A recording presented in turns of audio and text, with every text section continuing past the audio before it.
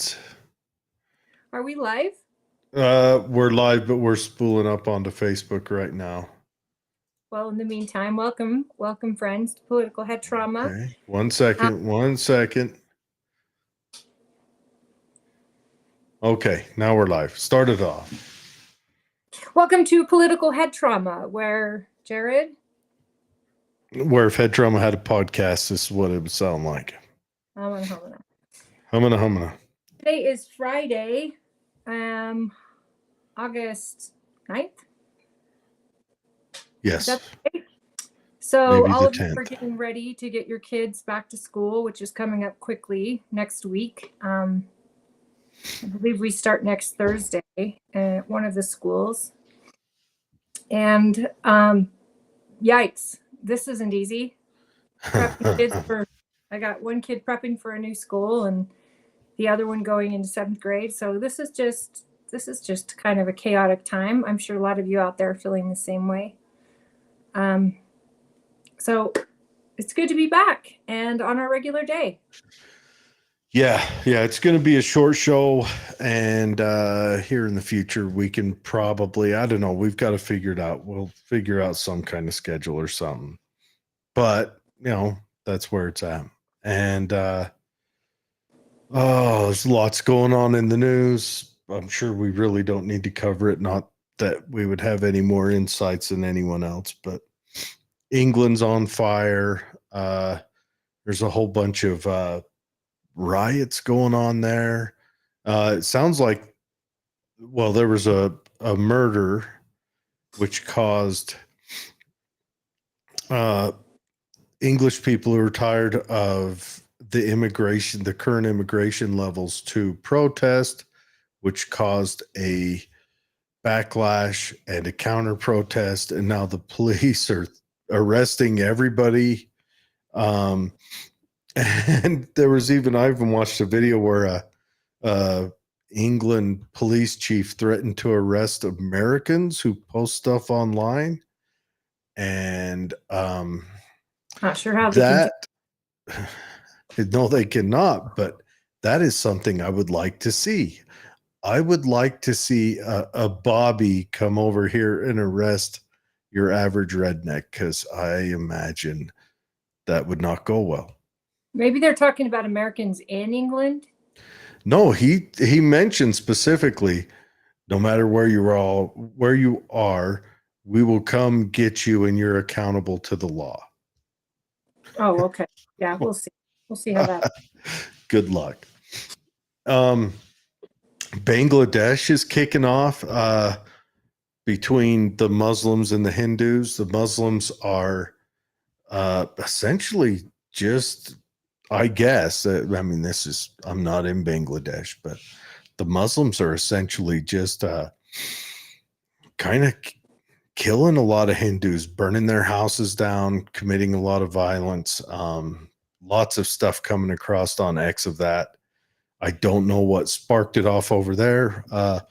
Bangladesh seems to be in some kind of civil war or coup at any given day. I mean, what day is it and which military is in charge? So I don't know. Well, Hindus aren't a violent people.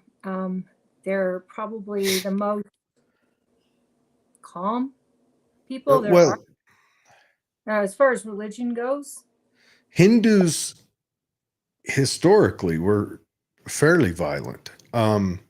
Hindus have calmed down. They're an older religion, and they have calmed down. And they, I think the interaction between England and the Indian subcontinent has, they've gained a better perspective.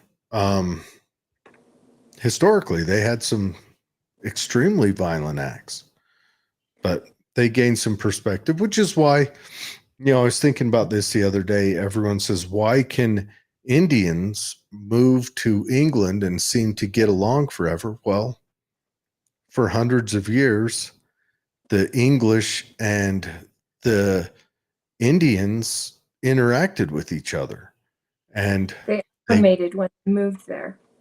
Yeah, the India essentially kind of modeled itself after England in a way.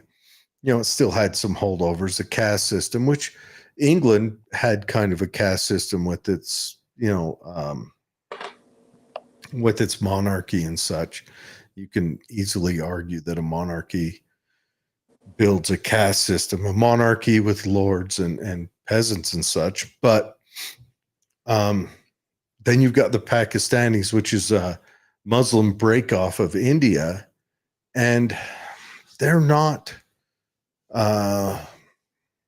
assimilating when they go to England as well, or to the English island, whatever. I don't think Neither people are Bangladesh. how What's that? small. I don't think people realize how small England is. It's a small island compared to the size of the United States. So while we're taking in millions and millions of refugees, they're probably taking in at least 1 million, right? And they're smaller than Texas. Yes, they're smaller in Texas. They've taken in at least 1 million, and I think it's somewhere. I heard this the other day, so don't quote me, but like 500,000 illegal immigrants. Here's the point. Someone made this point. They have taken in more immigrants in the last 10 years or last 20 years than they did the previous 300 years. Yeah. So that's a lot to drink in. But anyway, their crime rate and the crime that's gone up is really, really bad, which has a lot of people protesting in the streets. A lot of it's because it's a lot of sexual assault. There's a lot of other types of robberies. The difference between a burglary and a robbery is the victim and the circumstance. You can burglarize a house, no one's home, you're not putting anyone in fear. But when you rob a house, that means someone was in the house that you threatened and took their stuff. And robberies have gone up. These people aren't acting in fear of anything, to the point where, I've seen it on X where people say, "Come try this in America," But I'm starting. I mean, we're seeing this in America, in American cities. New York is one of them. Baltimore is another. Chicago. These places. You've got a lot of people who are victims of new rising crime, and nobody's talking about it except for the right. And it's making me so upset, because Democrats deserve to live in safe communities too. Everybody should be able to protect themselves and live in a safe community. Yeah, well, you'll notice it's communities that don't respect the natural right of self-defense. It's all, yeah, it's true. It's of the most dangerous cities. They are blue cities, and their gun usually have some of the strictest gun rights. Yeah, I mean, and England as well. I mean, I saw a post on X. An English guy posted. You know how they do the AI art? The guy standing there in his he's got a tactical vest on and camouflage clothes, and there's an explosion behind him, and it says, "British men, it's time to take England back." Well, the rulers have decided against you, the people with the guns. So first, you must decide to get your rights to self-defense back. And then you can work on getting your nation back. And that's after you get rights, to get them back is near impossible. I mean, yep. And then when you do get them back, you're going to have to do that flooding depressed economy with guns and trying to figure out how those get distributed. Well, the wealthy, the people in charge, are going to buy up whatever's available. And then it'll be like Mexico. There's essentially one gun store. It's controlled by the military. It's in Mexico City, and they don't let you buy guns because Mexico has in its constitution the right to bear arms. They just make it hard to buy arms. Well, they also say it's illegal to kill someone, and cartels have been doing it perfectly for years. 100%. Mexico is a terrible example. Mexico is probably getting flooded with migrants as well, but they've got a good way to shove that caravan up north, Yeah. you know, Yeah, that up is to the true. United States. It's Mexico doesn't tolerate it. They don't. They do not let people sneak into Mexico, get jobs, get benefits. They do not tolerate it. They will either put them in prison or deport them. And Yeah. that's how Mexican law works. They don't ask for amnesty or grant amnesty. Hell, I don't even know if they give green cards. Well, and Mexico also doesn't give welfare to just any random person that walks in, and they especially don't give big welfare to illegals. And, I know I'm not a wall person, but Mexico does have a wall on its southern border. Yeah, well, they like it there. Yeah. Their economy their economy thrives as long as Mexican citizens are sending money home from the United States.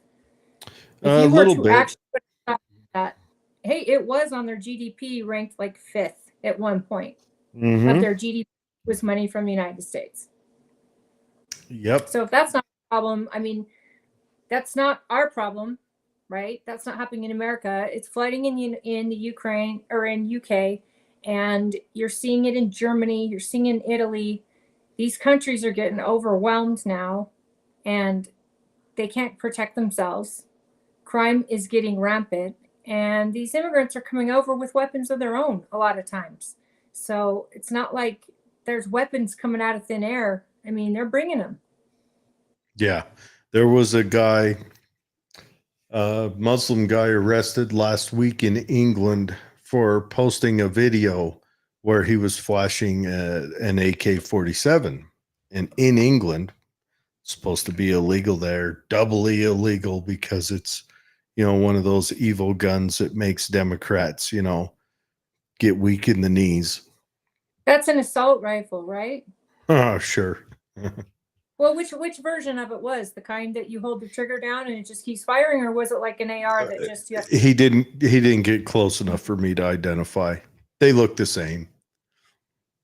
You have to be able to get close enough to look at the selector switch / dust cover to see if it goes down another notch. Well, Kamala and her running mate would like to get rid of automatic rifles. Yeah, they'd like to get rid of a lot of things. I wish them luck. But I don't think they can define what an automatic rifle is. Excuse me, they call them assault rifles, Yeah. and they define what that is. So I think they just mean scary looking gun. So if you're No. in when you're looking to buy a rifle, an AR, buy one in purple or pink or that beautiful Tiffany green, because if it doesn't look scary, then they can't really take it. But she and her partner, her running mate, are both talking gun control and mandatory buybacks, and you know they're they're ready to they're ready to forget what the Supreme Court says. You guys, we're going into a place of How are they going to do it though? There are more ARs in the country than people. How are they going to do it? It's good impossible. question. It's How do impossible. they convince the world to get a shot? I want to talk about some Kamala Waltz politics real quick. So on Kamala's short list was also that Shapiro, that governor, right? Yeah, they should have And picked him. she didn't pick him, and everyone's saying it's because he supports Israel, which could be. Kamala may have feared losing her base if she picked him, but looking at it, I think it's because Kamala's afraid. Look, the die has been struck in the Democrat Party. They will, when they decide they're done with you, they will force you out and put your VP in. And I think Kamala picked this guy who even the Democrats are like, we can't do it. He doesn't strike. The Shapiro guy is younger. He's handsome. He's put together. She picked a guy who isn't. I'm not saying he's Pennsylvania. wrong. What's that? Pennsylvania is a battleground state, and if he could have delivered her Pennsylvania, I still don't know why she didn't pick him. If she's so afraid of losing the people who support Hamas, then she deserves to lose. But at least the guy in Pennsylvania, I don't agree with his politics, but at least he believed that Jews deserve to live, and he was in a battleground state that was very scary last time around. And I if they could think deliver that, it could get him the win. Actually, I think she's more worried that she'll get the Biden treatment in 3 to 4 years. If I she would was get to it. win, I she would wouldn't get get that. pushed out.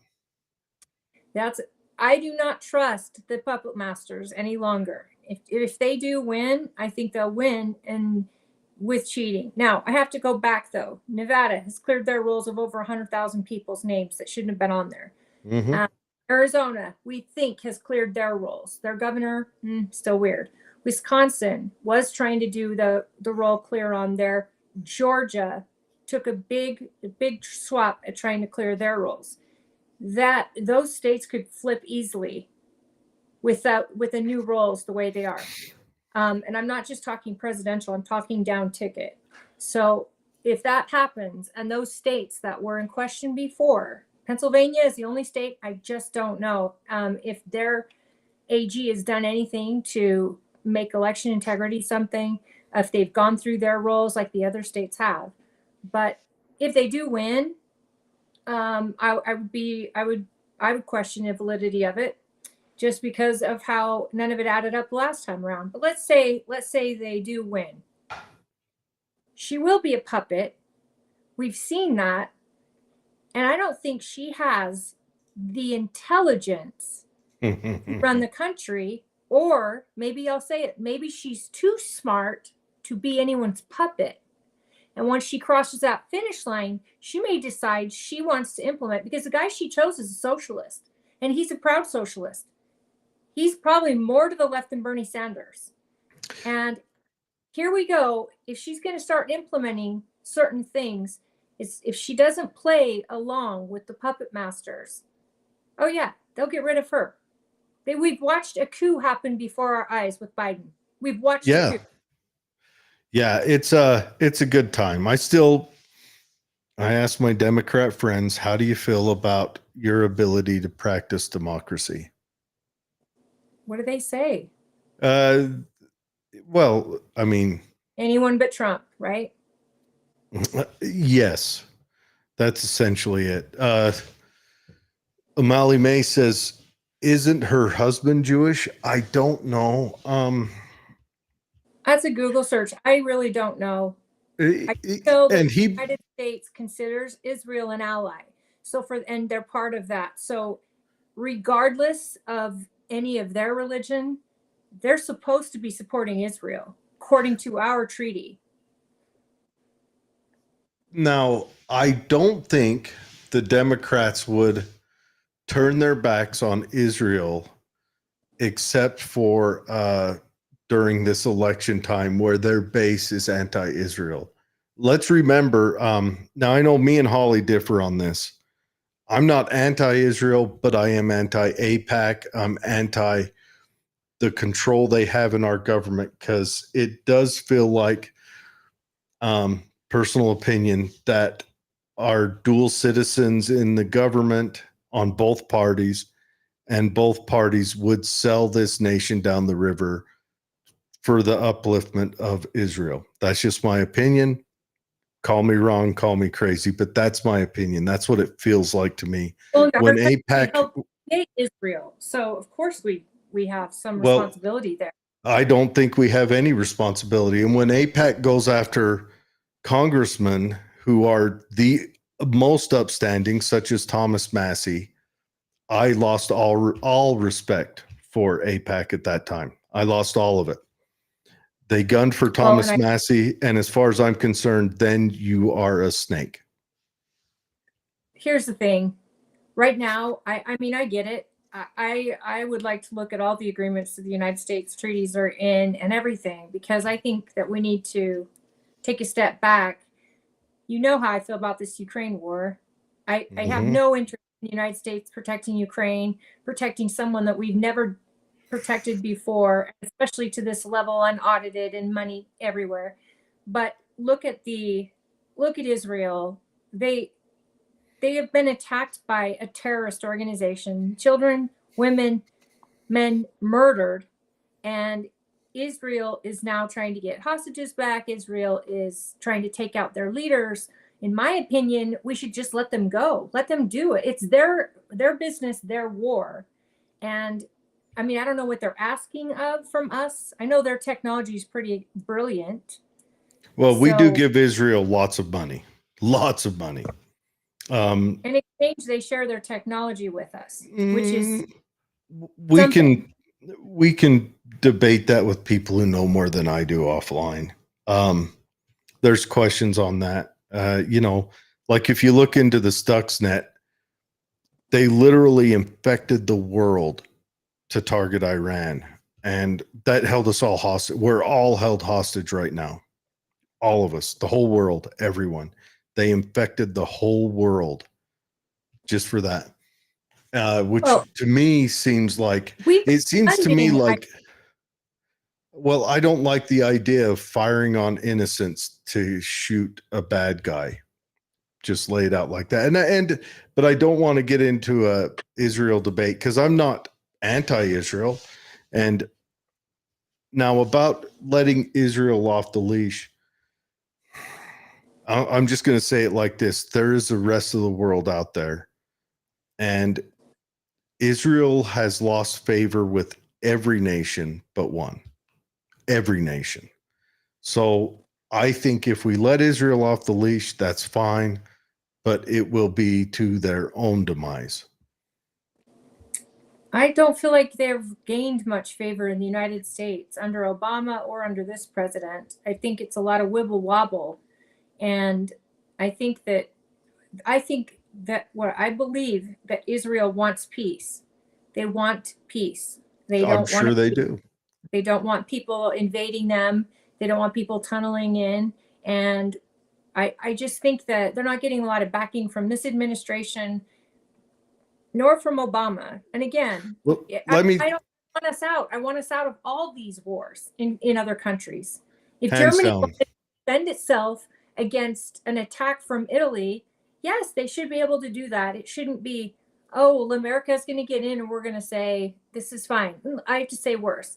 If Germany and Italy want to defend themselves an attack against ISIS, I think that we help them because they're not even fighting necessarily for territory. They're fighting a jihad that Americans can't wrap their head around. They'll never stop. They'll never stop. They've got to cut the heads off these snakes. Hi, Fred. Hi, O'Malley. It is a super complicated issue.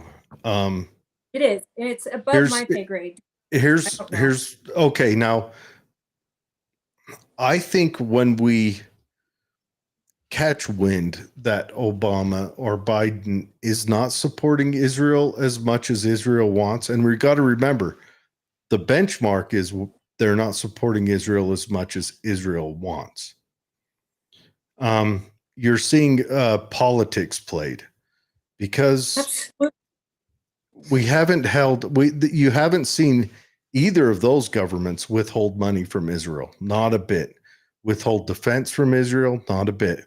Withhold anything from Israel. You haven't seen them withhold anything from Israel. I think what they do is they've got our media that's on their side. They pretend to hold it, or they give out the word to hold it to support their base. And the reason their base is against Israel, and we've talked about this before, is because we are in a modern era where level of melanin equals whether you're good or bad. And that is it. What you do doesn't matter. It's your level of melanin. And there's a perception. At the same time, perception, look at all the money in Ukraine. Sure. We have spent more money than most states have as a GDP. We've Sure. given most countries matter over there in Ukraine.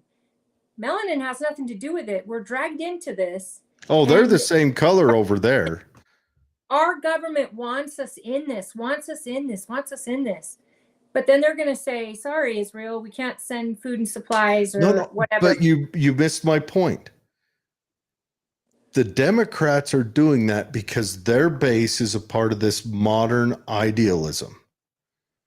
And this modern idealism judges on melanin. Now, the reason Russia and Ukraine doesn't matter is because they're the same. So they're just going to go with, might makes wrong. And I don't agree with Russia invading either. I just don't want us to. But why are they so quick to pay?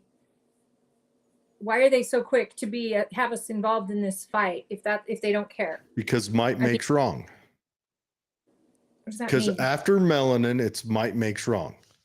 Because it's the left's mentality right now. The left's mentality right now is if you are the weaker party, you're automatically good.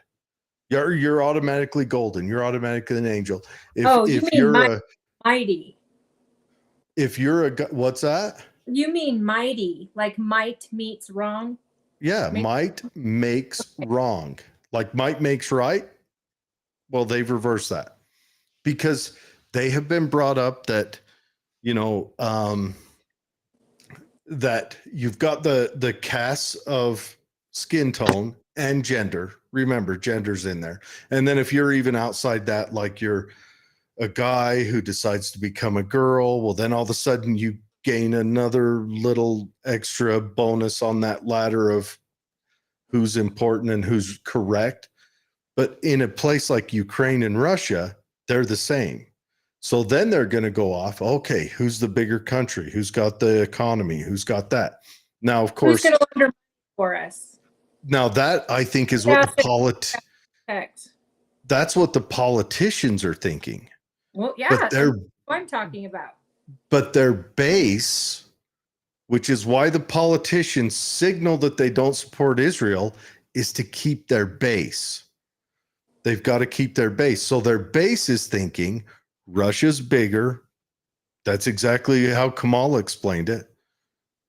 A bigger nation attacked a smaller nation. Yes. Like she broke it down in Fido the Big Red Dog kindergarten books. Jews have been notably Democrat. They don't care about that. They have proven this year that democracy only matters as a talking point. They proved that by selecting who gets to run. They proved it when Bernie Sanders was beating the pants off of Hillary. They proved that democracy is a theme. Democracy is if my underwear is soft, that's democracy. And if my underwear is scratchy, that's not. It has nothing to do with real democracy or what it means. And I'm not a fan of democracy. I'm not an unfan of it. I think it can maybe be done correctly one day down the road, but I don't think it's for real. It's like socialism to me. Fred says they don't understand the results of might. And Mason James Allred said, we send a lot of money to Israel. Unfortunately, we also send a lot of money to their sworn enemies. Less money sent to that entire area would be a win for both Israel and the U.S. Just my opinion. I love Israel. I've been there multiple times. That's where I'm at. I just say we stop sending money, period. We stop being winners of wars because America is not only famous for that, but we're famous for killing dictators instead of letting the people rise up. And we're so famous for creating leadership and problem areas. Look at Venezuela. And then we back out and the people are the victims of it. And it does go for Israel. I believe Israel can take care of themselves. They can't be bogged down by the UN and the United States telling them what they can and can't do, especially when we are sending weapons to Palestine. We're sending money, which buys weapons. We sent them food. It didn't get to the Palestinians. Didn't get to them. I don't just believe Israel can take care of themselves. I know they can. And the reason they can is because they're going against Islamic monarchists, which Islamic monarchists have traditionally weak armies because everyone's afraid the guy just beneath them is going to overthrow them. so they Absolutely. don't pass the information along, and it holds them hostage. There's whole studies on military tactics that even the US Army versus the German Army, because of Germans' hierarchy status, loses because we have kind of a independent minded army, where an army that can act as low as a private, whereas the German army had to have an officer involved in every decision, whether you attack, retreat, or hold And up. Jared, that same mindset has gone, I believe, into the Democrat Party regarding our own government monarchy. It ties us all the way back around. Kamala, do you think for 1 second there's not someone telling her every move she's going to make? And she's probably, like you said, she's going to get in probably. And who knows if she's going to keep playing ball with them. She's not stupid. I don't want people, I mean, the woman she's got a law degree. I don't think she's stupid, but I do think she's evil. I think there's a side of her that she'd step on her own mother's back to get her someplace. So I don't agree. think her character is very good. And I think her ideals of a perfect government are communist. I think they're tyrannical, actually, with her being Yes. top. I think that's evil, but I have a feeling that she is concerned. And I don't know what the guy's name was. It's been all over Twitter now, where he came out and said, well, they're going to be surprised on January 6th even if Trump wins. He's already violated the fourth section of the amendment, 14th Amendment, and he started an insurrection, so he won't be valid to be even sworn in. And since he already started one, the Democrats can take over power because it would make him. Oh, that was Raskin. That was Senator Raskin. So, hello, Senator. Are you in fact implying that you are going to have an insurrection if Trump wins on January 6th? We're in the fun times. We're not even hiding it. In the past, they have hidden it. They're not hiding it now. Where's our guest? Did you send it to her via Messenger? I didn't send it to her because I don't know her. You need to send it to her. Oh, okay. What link do I send her? The same one you sent me? Yes. Right now it's all political bluster all the time. Fred says, enough said about your scratch underwear. Fred, I'm glad you caught on. It's laundry day. I even wear underwear, to be honest. So I'm What's proud. that? I'm just proud that you're wearing any. Well, we don't need to be technical. You brought it up. That Fred also says that which seems obvious to us does not match up with the goal of breaking down this country so it can be rebuilt in a communist manner. It's power hunger, and I think some people are born, and I will 100% believe, or I think that Kamala and Waltz and all of them believe that if they win this seat and they absorb that power to themselves and they ratchet down on people, they believe that this will be a better nation. They're wrong, but they honestly believe that. Yes, because it'll be a nation that has an oligarchy of sorts. It'll be a nation that there are leaders in power that are appointed and anointed, not elected. I mean, every tyrant believes they're doing the best thing for their nation. Except they for think Stalin. they give to their nation. I don't think Stalin believed that. I think Stalin just wanted the pure exercise of violence and power. But Pol Pot, he believed it. Mao thought he was essentially a god for his people. Yeah, Mao. Killed so many. Yeah. Hitler imagine. People. Hitler thought he was saving Germany and keeping her, Germany, the fatherland. He called it the fatherland, didn't he? Yeah, it's the fatherland. The motherland is Russia. But he thought that he was not only saving Germany, but he was going to create a larger nation of people that would never be defeated again. Yeah. Yeah, worked out well They for all him. that way. But when you I don't don't have a think Stalin.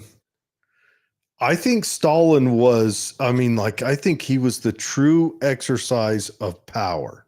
Um, Look, Lenin was bad. Lenin started the massacres in Ukraine and the starvation, but he did it under what he called wartime economics. And he ended that and then started to liberalize their economy because he noticed they were starving. But Stalin just wanted to kill. I think Stalin was a sociopath serial killer that got off on it. My honest probably. opinion. Pol Did Pot. you read what I wrote about that which seems obvious? Did you read that? No, I did not. He says that which seems obvious to us does not match up with the goal of breaking down this country so it can be rebuilt in a communist manner. And Norma said there will be no middle class left, just the very rich and the very poor. And she's absolutely right. We're already there. Yeah, that's what's happened. Under Trump, he grew the middle class, and a lot of the middle class went higher class, and a lot of the poverty went up to the middle class. So focusing on classes of people, you got to see people who normally could, barely afford anything, started getting raises at work, or the interest rates were so low they were able to finally buy a home or whatever it was, go on a vacation. Groceries weren't killing them at the store. Under a tyrannical government, they decide who eats. They decide. That's what the Holodomor was. Sorry, repeat yourself, Holly. Sorry, that's just their mindset. They see themselves as not people, as they see themselves as lords and ladies, and let them eat cake. I know she didn't say that, but essentially that's what happens. Is they see themselves as the savior of a nation that they've destroyed, and everybody now is under them to try to build them back up, which is why every communist nation fails. Because if you try to step out of line, you're dead. And if enough of you step out of line, then you have maybe an election, but is it fair? Is it free? Remember, And Poland's election of 89 was that signaled the downfall of Russia. Now, our illustrious CIA didn't recognize it, but that signaled it. We could go into that another time on the show.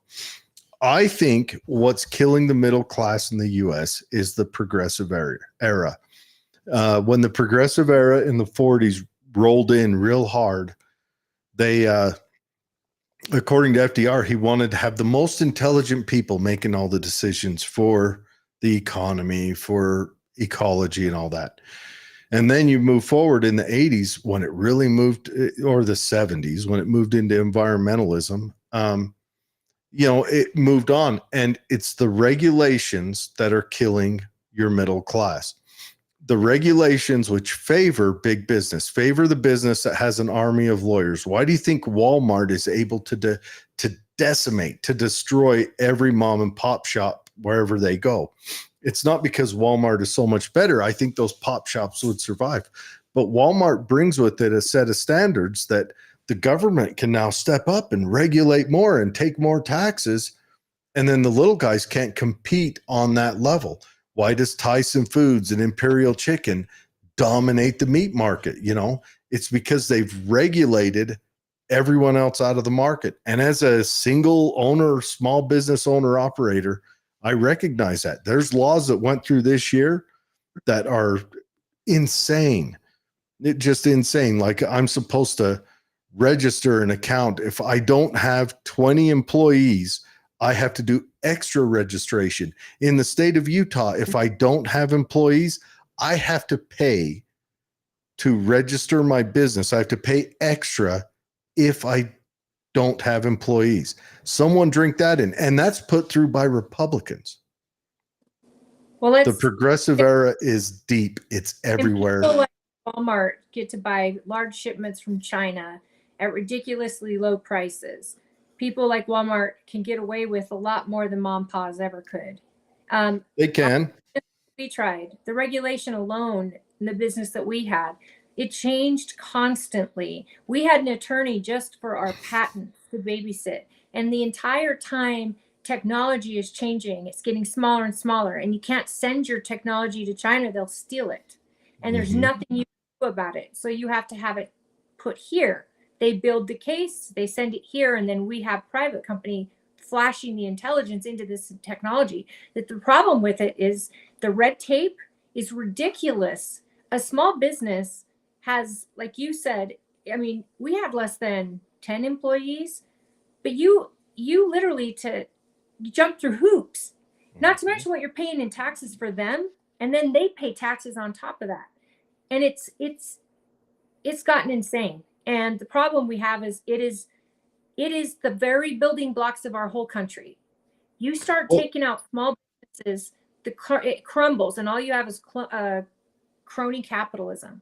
Well, it's feudalism. The small business is the way to break out of the cycle of just ringing a bell and being trapped into a fixed income. Small business is the way that you can grow and expand and be mobile in your life, and they're killing it, which is why the middle class is over. It's done. I mean, you can count doctors as middle class, but sure, that's such a small percentage. And then to top that off, we've got our politicians, which make ridiculous. Honestly, politicians shouldn't make what they make.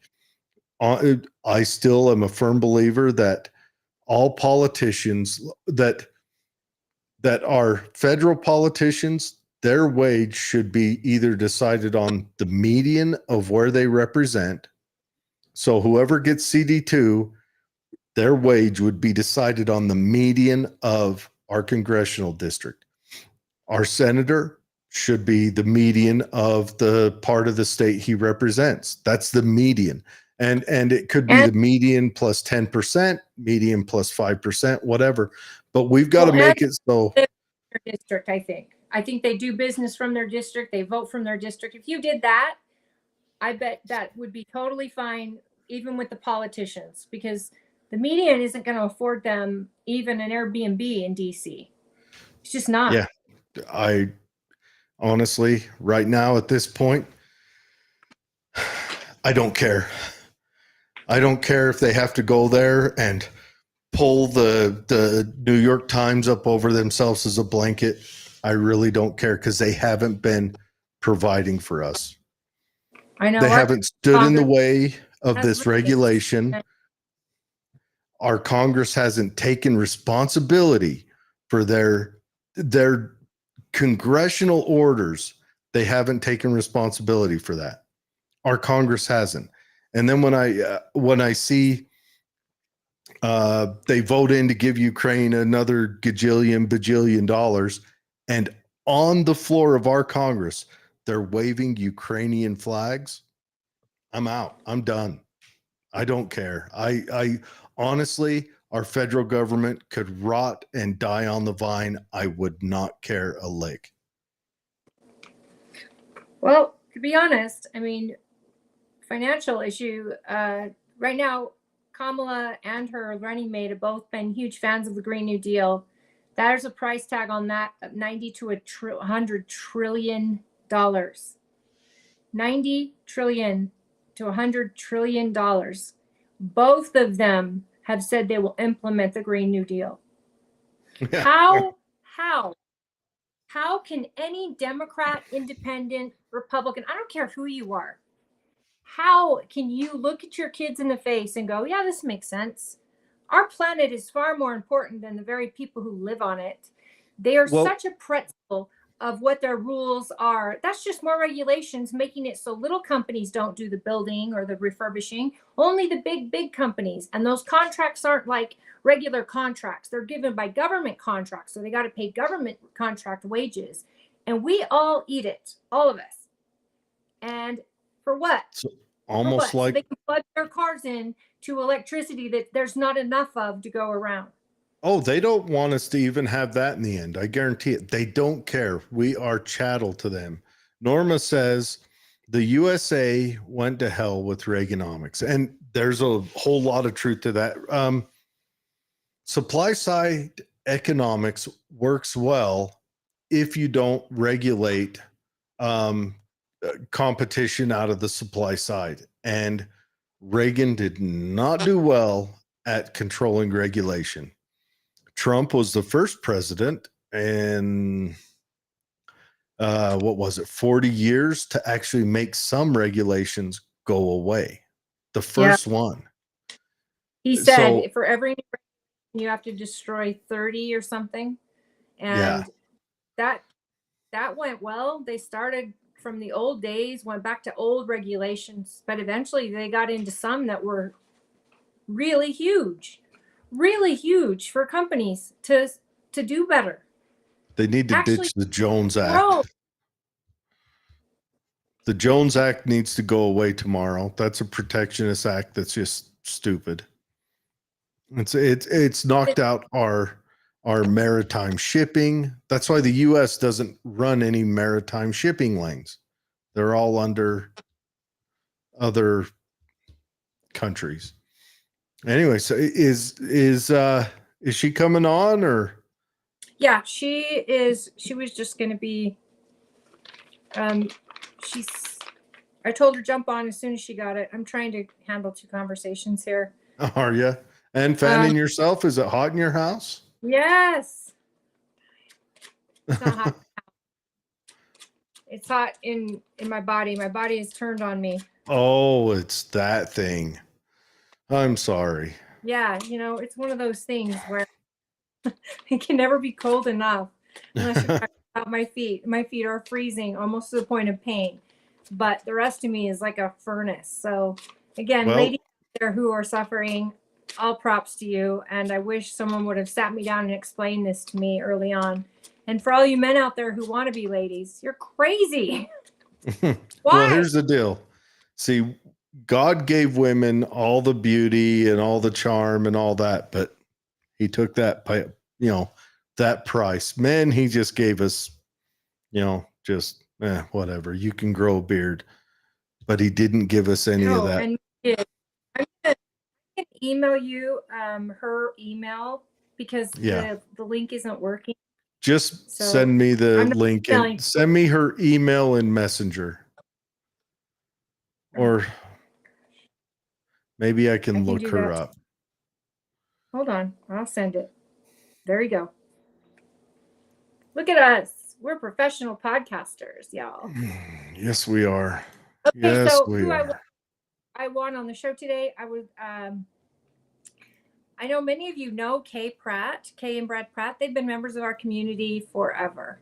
And they have been working so hard throughout. They're both either state delegate or precinct chair or county delegate. But I wish I could just duplicate them and have 100 delegates just like them. Not only do they really get involved and get to know candidates, but they offer, the candidates to come to their homes and,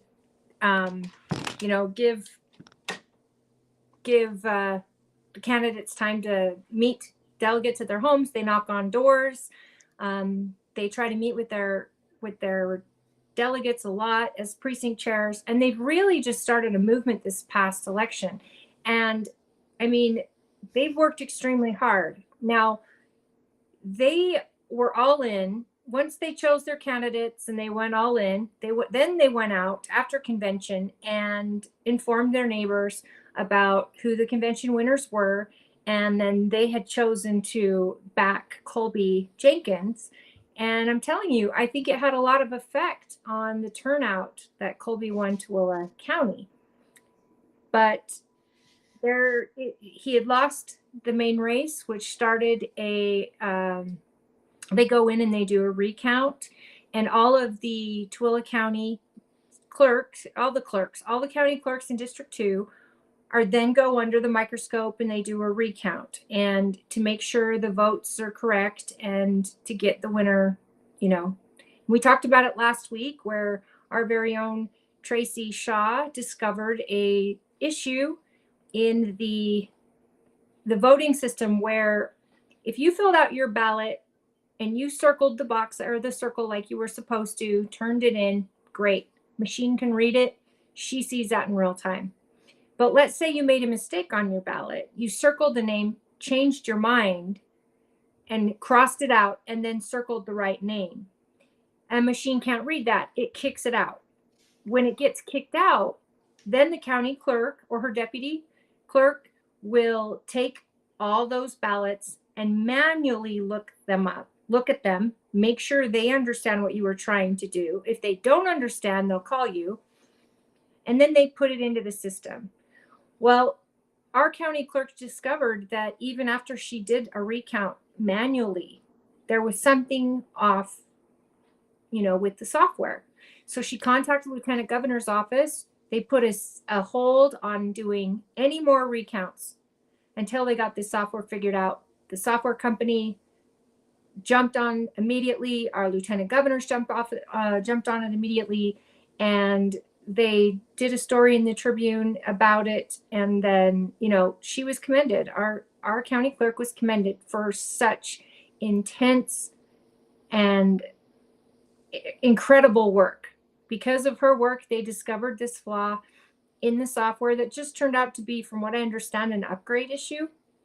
They were able to fix it, and she was able to give them an accurate recount. Now, we're not talking about it didn't change the results in our county at all, but what it did is it more highly secured our upcoming election, not just in Tooele County, but statewide. All of this is affecting how our general will go, and they discovered this months prior. So huge props go to our Tooele County clerk, Tracy, and when we can get her on, we will. She's not the type of person that she wants the numbers to be right, and she wants to do what's right because it's right. She's not trying to sway any which way. I don't even know how she votes in the general. I really don't. And the thing is I know that she's fair and extremely diligent when it comes to numbers. She's never seen a spreadsheet she didn't like. So with what has happened there, that's been fixed. But where Kay comes in is Colby Jenkins filed a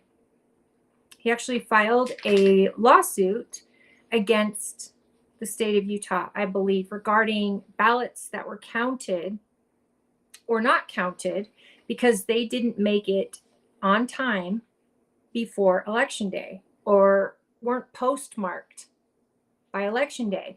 Again, this is something people may have put it in the mail, but that mail got sent to Nevada, didn't get, in the route, and it didn't get stamped. And so he was arguing that in front of courts because he believes it would have changed the result of the election. Kay has been sending me information on this, keeping me updated with what they found, and she actually witnessed the trial today where they went to the courts, which is why I want her to chime in because she knows a lot about what's going on. And did you send it? I did. Now I'm looking at the Tribune to see what they write. They've got a story about how why the lieutenant governor. Look, Tribune, I want to say, you want people to trust you. Don't write stories like this. Lay it out. Why Lieutenant Governor Henderson told Utah's county clerks that election returns are not a public record. And then they go into pull cover for, which look, if you're spending my money or counting my vote, that is a public record. I don't care what you think. What do they mean though? What's I don't know. I'd have to go through the story and read it, but I'd like to read more about. But you need people to be able to have privacy in the way they vote. You don't want how you vote public. No, that's true, but I still want all the votes to come in. Assign them a voting number. I don't care. It can be a rotating. All right, we've got Kay in now. Oh, hi, doll. Hi. Okay, I can hear her. Yes, I can hear her as well. Oh, good. Okay. So, So- we just barely started talking about Colby and regard to his lawsuit. Hold on one second. We're getting crazy feedback somewhere. Uh-oh. Where would it come Kay's, from? it's coming from you, Holly. I have nothing on in here. It's just jumping on yours. Kay, let's have you talk for a second. Okay. Ask me what you want to ask. I might have the answer, I hope. Okay, well, yeah, we might be getting feedback on Kay's computer, and that's okay. We'll let Kay do most of the talking, and we'll sit here and shut up. So I tell us. want to say really quickly, okay, that the issue was, and what I was trying to explain is that ballots that were mailed, they could have been mailed out 2 or 3 days prior to the election deadline, but they went through Nevada, they went through other places, didn't stamp them before election day, therefore were thrown out. Is that correct? Correct. Okay. Okay. What did Go ahead. Can we have What did Kay Colby- repeat? Let's have Kay repeat your question, because as you and as I am talking, we're getting a feedback through Kay's computer. Her microphone is picking up her speakers. If she talks, it's clear. If we talk, it just chops it all up. Okay. I got an idea. I might have a computer on behind me. I haven't done this before, so bear with me and get that turned off. I've got to. That's okay.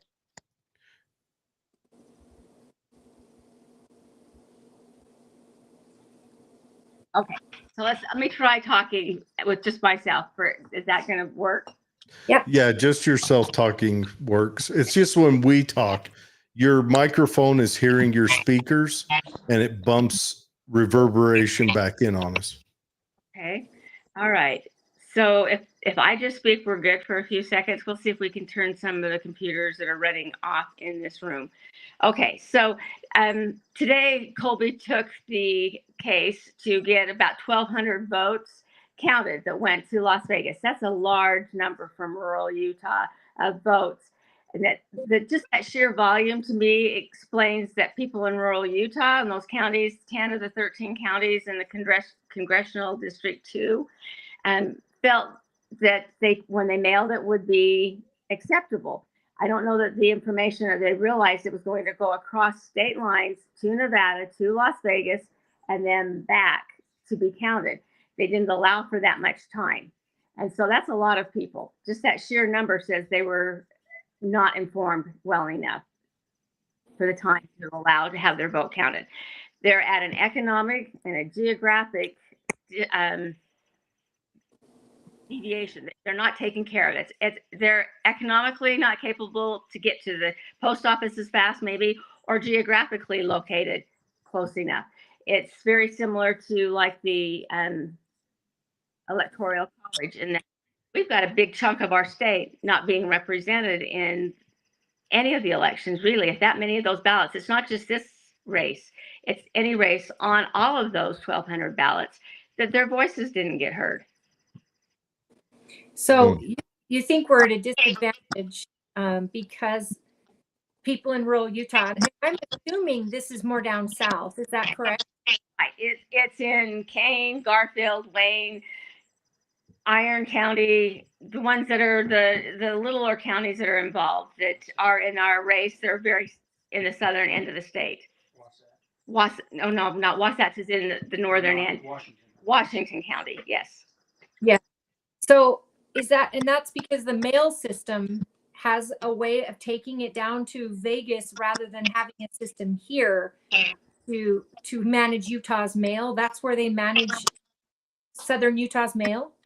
Yes, that is something fairly new. I thought it was actually within the last year, but I've understood today it's probably been in the last couple of years a change in the mail from those rural areas. Once they go to the post office, they're put in the bag and they are put in a truck, transported by vehicle to Las Vegas, unloaded there, postmarked in Las Vegas, put back into the mail and brought back to Utah to be delivered. And so that's a long delay.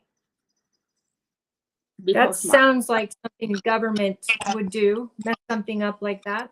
That's ridiculous.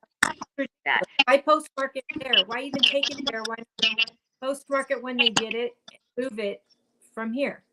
Well, it puts the responsibility on the voter of knowing how the post office works and knowing that after they've entrusted their ballot to the post office, they need to understand the processes that goes through the post office and understand how it operates. People have spent their time to understand who they're voting for as much as they, that's a lot of time involved there. But then once you turn it over to the post office, you put it in that post ballot, the blue box outside the post office, or put it even in your post office at home and your mailbox at home and put the rural flag up and say, pick up my mail, Mr. Postman. Once he has it, it belongs to the Postal Service. And so you wouldn't know all the processes involved, where that ballot's going to travel before it gets back to your clerk for processing and credit to those people you're voting for. What's the, so he went to court on that. What was the decision in court? Well, today they haven't made a decision. And the Utah Supreme Court listened to the case today, but I don't know that it was quite as clear to them. They asked a lot of questions that seemed kind of odd to me, in the fact that what he was asking for? Well, he's asking for these 1,200 plus votes to be counted for not only his race or whoever's running. These votes were kicked out and not qualified as being postmarked in time. So he was representing all of those citizens in his plea today to have them counted. They wanted him to pinpoint one or two people or the person that it affected. It affected all of those voters. So I hope does 1,200, I know 1,200 is a lot of votes. Do they believe that it would turn the race in Colby's favor? Do you have any idea what the votes were? That's still up in the air. That's the point here. He doesn't know who they voted for. And a lot of the residents aren't sure that it was their votes or whose votes, other than if you mailed them. That's probably their first clue that they're involved in this, is that they put it in the post office to get to the clerk. They gave it to the postman. That was one of the.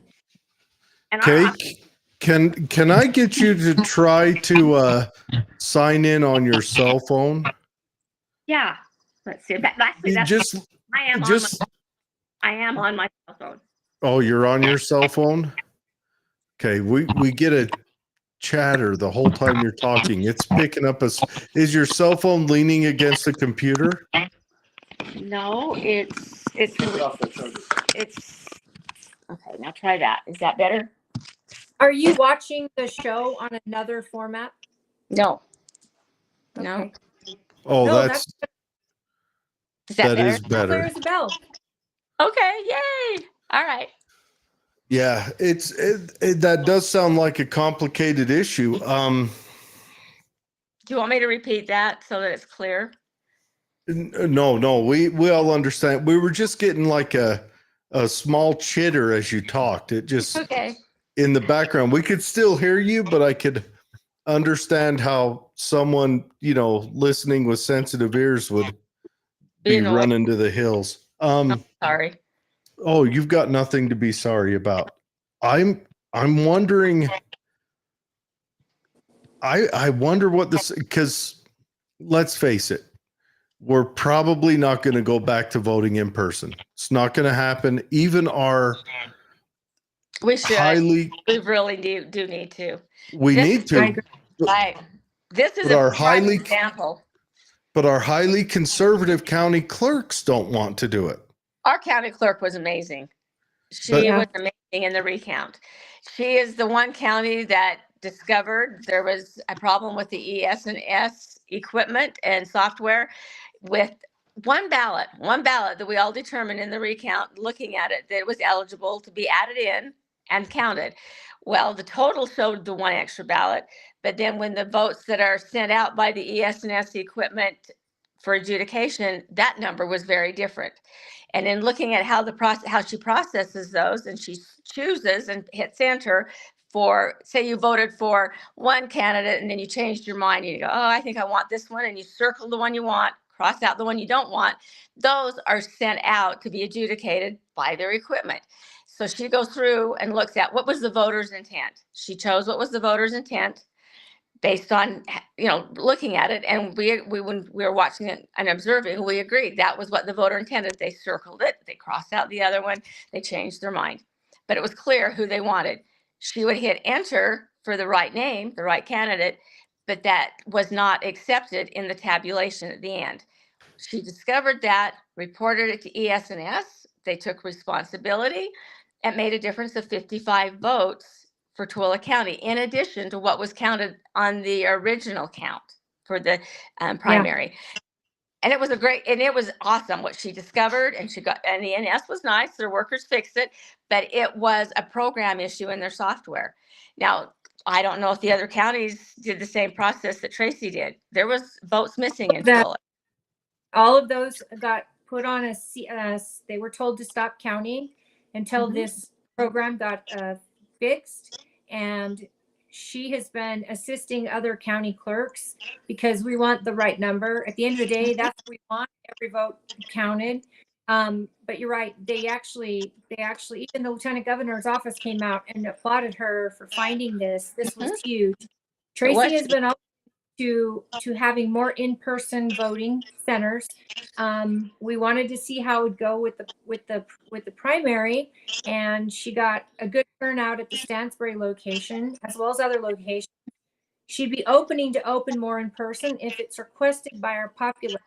So, it was not the problem in this. This issue that went to the Supreme Court, Utah Supreme Court today, was very different than this issue, the recount issue. But there's a lot of issues with having a mail-in ballots.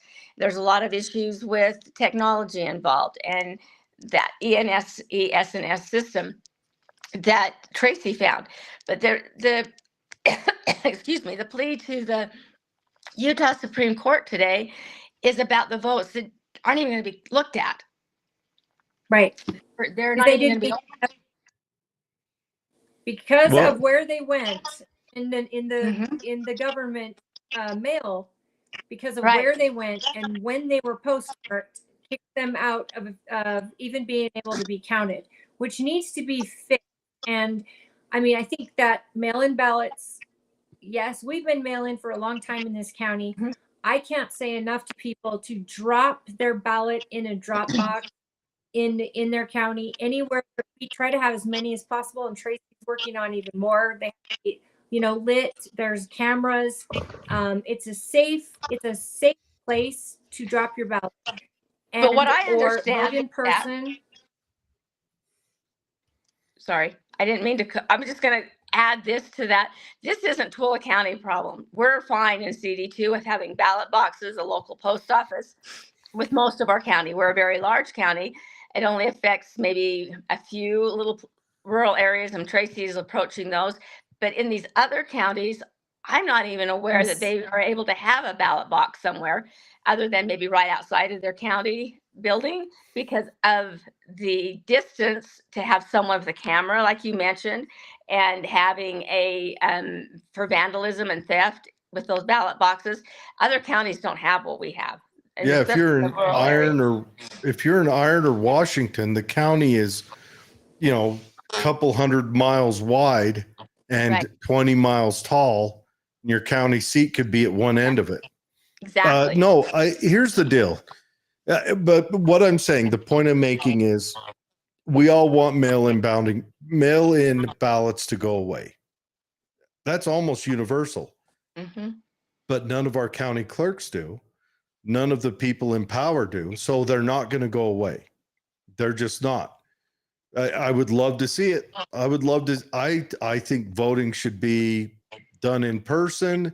You should go in there. I don't know, color the fingertip blue. I don't care how you do it. It needs to be done, but it's not going to happen. Even our county clerk does not want to do away with mail-in balloting. Why There do are you say other things. I'm about to trigger half of our listeners right now, but there are other things on the horizon, like blockchain voting. That's being I worked know, on, and blockchain voting is. why do you say Tracy doesn't want to do away with it? Because I've asked her. I've asked her face to face. She does not. She likes the mail-in balloting. She likes the voting machines. It takes a lot of. I don't think Tracy would ever do anything selfishly. No, But No, but no, voting in no. person still uses the machines. Right. It would still use all of the machines. It would just be a matter of she wouldn't have to babysit the ballot boxes and go there nightly and Yes. get them at 8 o'clock and have cameras on them and all of that cost. And all of the things we're finding out with the mail-in ballots is the more people who touch them, the more chances of failure and error. That many hands in between. And now that they're going to these central areas to be postmarked, we're adding more problems involved. They're going to have to put instructions inside our ballots that say, if you're going to mail this to the United States Postal Service, you need to mail a week before Election Day, not the day before, a week before. And that would be one way to solve this problem. But then in rural areas, you still have the problem. They don't have access to ballot boxes. And we all have to realize that if you go to the post office, they change their date at 5 o'clock. If you turn something in for them and they take it to Salt Lake, it's already the next day. Well, let me Or also they take it to Vegas, it's already the next day. let me lay this out. I don't think it would be right to tell people who live in rural areas that they have to make their decisions a week earlier than And everyone that's else another gets. good point. Very good point. Right. That's another good point because a lot of things happen the last couple of days. New information comes out about a candidate, knowledge that they didn't have a week ago, and interaction with the candidate. That's putting another pressure on the candidate as well as the voter. It isn't a good thing at all. That's why in person is better. Well, it's Well, not, but yeah. let me Papa- explain the blockchain real quick. 1 second though. We could easily look at the government's postal service and say, in Utah, when you have ballots, because you know they're ballots when they're in the mail, they have to be postmarked the day they come in. And regardless where they go from here, but they better be postmarked the second they come in before they leave your post office. Well, who's going to That's a postmark simple them? thing. Right. And who's going to do that? Which postal The worker post is offices. The mailman.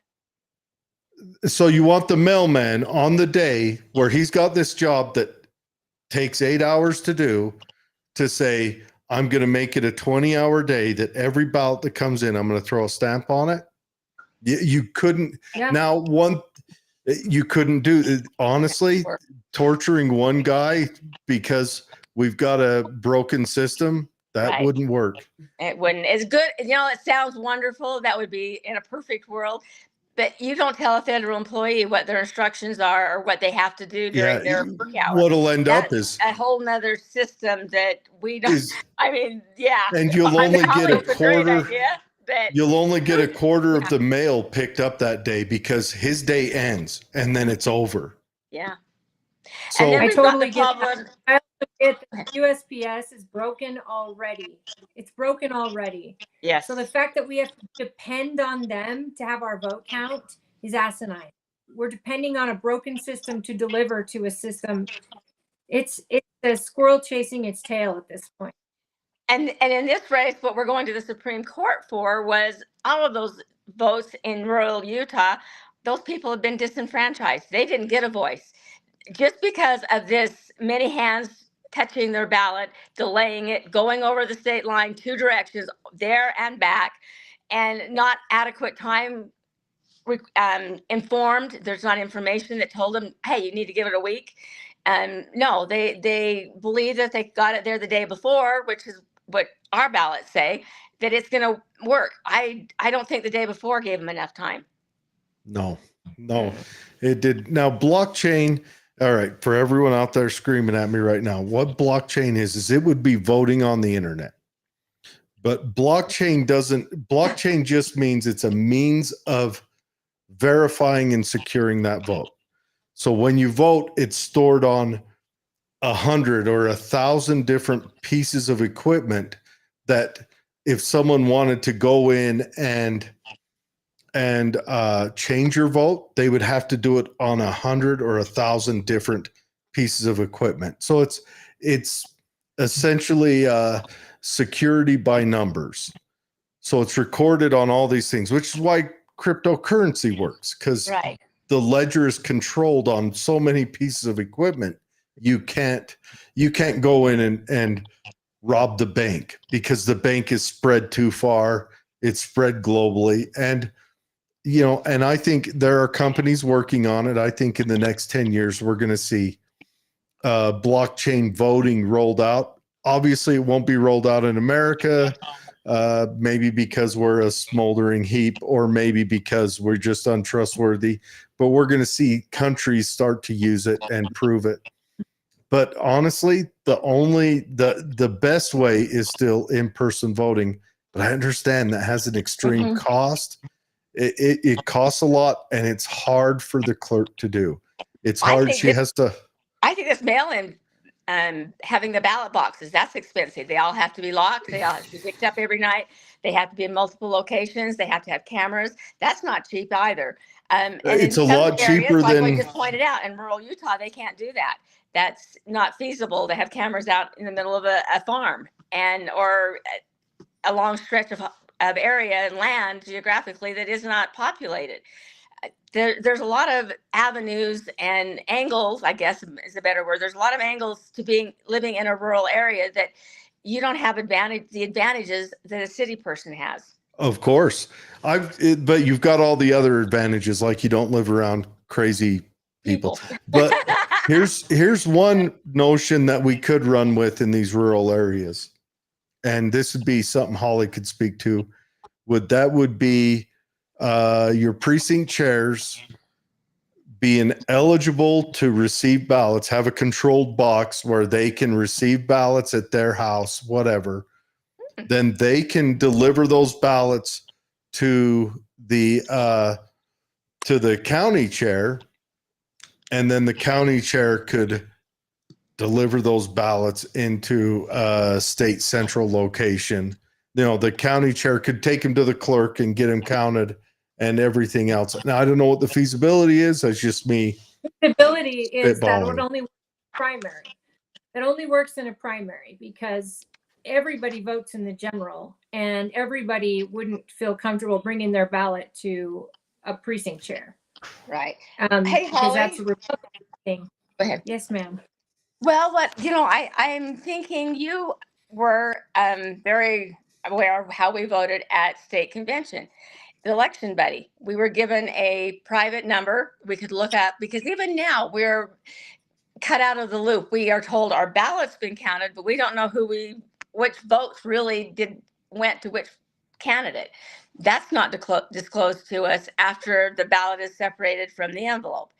Election buddy, Yeah. we had that luxury. We could go and we could see with that personal gold card number. Nobody else had that. That would kind of fit with what you've got going there, Jared. With your idea on 1,000 different places. The or blockchain voting. That's Right, not my that's what we call idea. it. Let's be Yeah. clear. I am not near smart enough to even think of that, let alone make it work. But there are companies that are building this technology right now. So when you go vote in person on those machines, when you hit enter and you cast your vote, you got to see a receipt of your vote Right. in the machine. Mhm. And then it shows you who you voted for. That is what those machines can still do. And it gives an actual print receipt. You don't take it with you, but you get to see it in the window as it prints your ballot. And then it goes into the machine. The thing about in-person voting is you've got to pay employees to work those ballots. Now it's not like, because I've offered, hey, I'll go, work an in-person all day long while people vote. You're party related. We need people who are neutral, people who will show up, do the work, and they get paid to do it. Schools would host it. And in a rural community, the local school is something they all can get to, I'm assuming, and vote, or the local fire department or whatever. But that even then, with those machines, you would get to see your receipt of who you voted for in real time. But a lot of people, especially elderly people, do like the mail-in. They like to be able to put it in and not vote in person. You would need a referendum, and that referendum would need to go signed statewide. So I don't know, how many thousand signatures do you need a statewide referendum, Kay? 150,000? A lot. Yeah. Yeah. It's a whole lot. And you get 150,000 signatures, then it goes on the ballot to let the people decide how we vote. That's how Yeah, you each change the referendums system. have a different number requirement. It's like for running for governor was 28,000. It was 130,000 for the Utah flag. Every one of them have a different total number, but it's a lot. And that's the other issue we're going on here. Is there's a lot of problems with the way we're voting, and the way Utah's got this set up. We've got many avenues of problems. I It's true. agree. And election integrity has to be our number one going into 2024 with this presidential, because it's not just presidential, it's down ticket. Every vote for Congress, for is so crucial to the direction this country is going in. And if we cannot get election integrity, at least in the hearts of Americans, it doesn't matter what we find out on election day if no one believes the results. Right. It just Well, how do doesn't these matter. people feel that we're discussing today? That 1,200 people, how are they going to feel about voting in the national election? It doesn't matter. You know, that's how important it is. This is their right. This is an individual right. He's gone to the Utah Supreme Court, and that's what they need to really realize on all of this. How the vote turns out is how it turns out and how it should turn out. These people didn't get their voice, didn't get to really vote. Well, they'll vote in the national election. They're not going to trust the system. We got to trust the system. Yeah. Yeah, it's Once we I don't know. When you figure out how to trust the system, let me know. Well, there's a lot of problems. And I think that really the good thing of it that's happened with this primary is we're seeing them and we're fixing them. Tracy fixed a big problem in our local county on that vote and with the system. And hopefully that all the other counties followed and did what they were asked to do. I don't know. I didn't observe them. I don't know. I didn't think the differences turned out quite like ours did. So it makes me very uncertain or leery whether they did it correctly, did it to the extent and compared their hand count versus what the machine was giving them, or if they just put it back through again. My honest opinion is the state right now should nab our county clerk, who is a rock star, and they should say, you write the SOP for this recount that's going to happen next week. And you are the person that gets to hold everyone accountable. Here's your award. And Deidre Henderson should not run the ballot because she's essentially on it. Exactly. That is the problem we have. We need a Secretary of State. The Secretary of State, homeless person they drag off the street, anything would be better than having a person on the ballot run the, hey, look, I was on the ballot. Guess who won? Yeah. It's cheat with capital letters. And you're in charge of the scoreboard when you're playing basketball or baseball or whatever game you're involved in. You're in charge of the scorecard. Oh, that score doesn't count. Mine, I get that one. And pretty soon it's just they win. And you that's don't put not right. Well, but a Secretary of State would usually be appointed by a governor. They need to be elected. A Secretary of State that's elected. We need to be specific. Yeah. What we do on when their election is up, who counts their ballot? They rotate so that they're on an opposite seasons, kind of like how our opposite election cycles. So that the 4-year cycle, but every 2 years they rotate. So they're never over their own election. Yeah, you could bounce it between the auditor and the treasurer.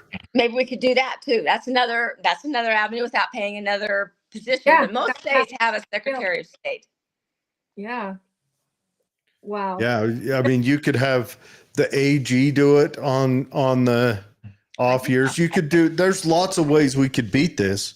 Yeah, and we've got to beat this. This isn't working. We have some comments rolling in now.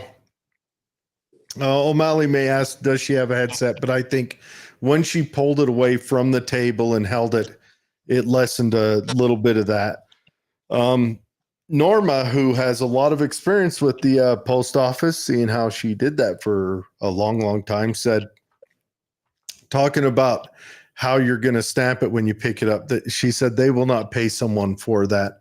Literally, they would have to have a passenger in the vehicle that was their only job.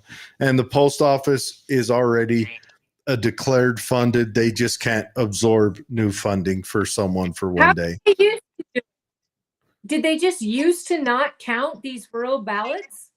I mean, No, that's they what I'm probably saying. did. We found out something very interesting this time. How many Yeah. people haven't been counted in the past? They didn't know. A good point, because they had to have done it somehow, some way. We've been mailing ballots for years. Yeah. Yeah. But I don't think the trip to Las Vegas has been a part of maybe the one in 2022 might have been involved in that.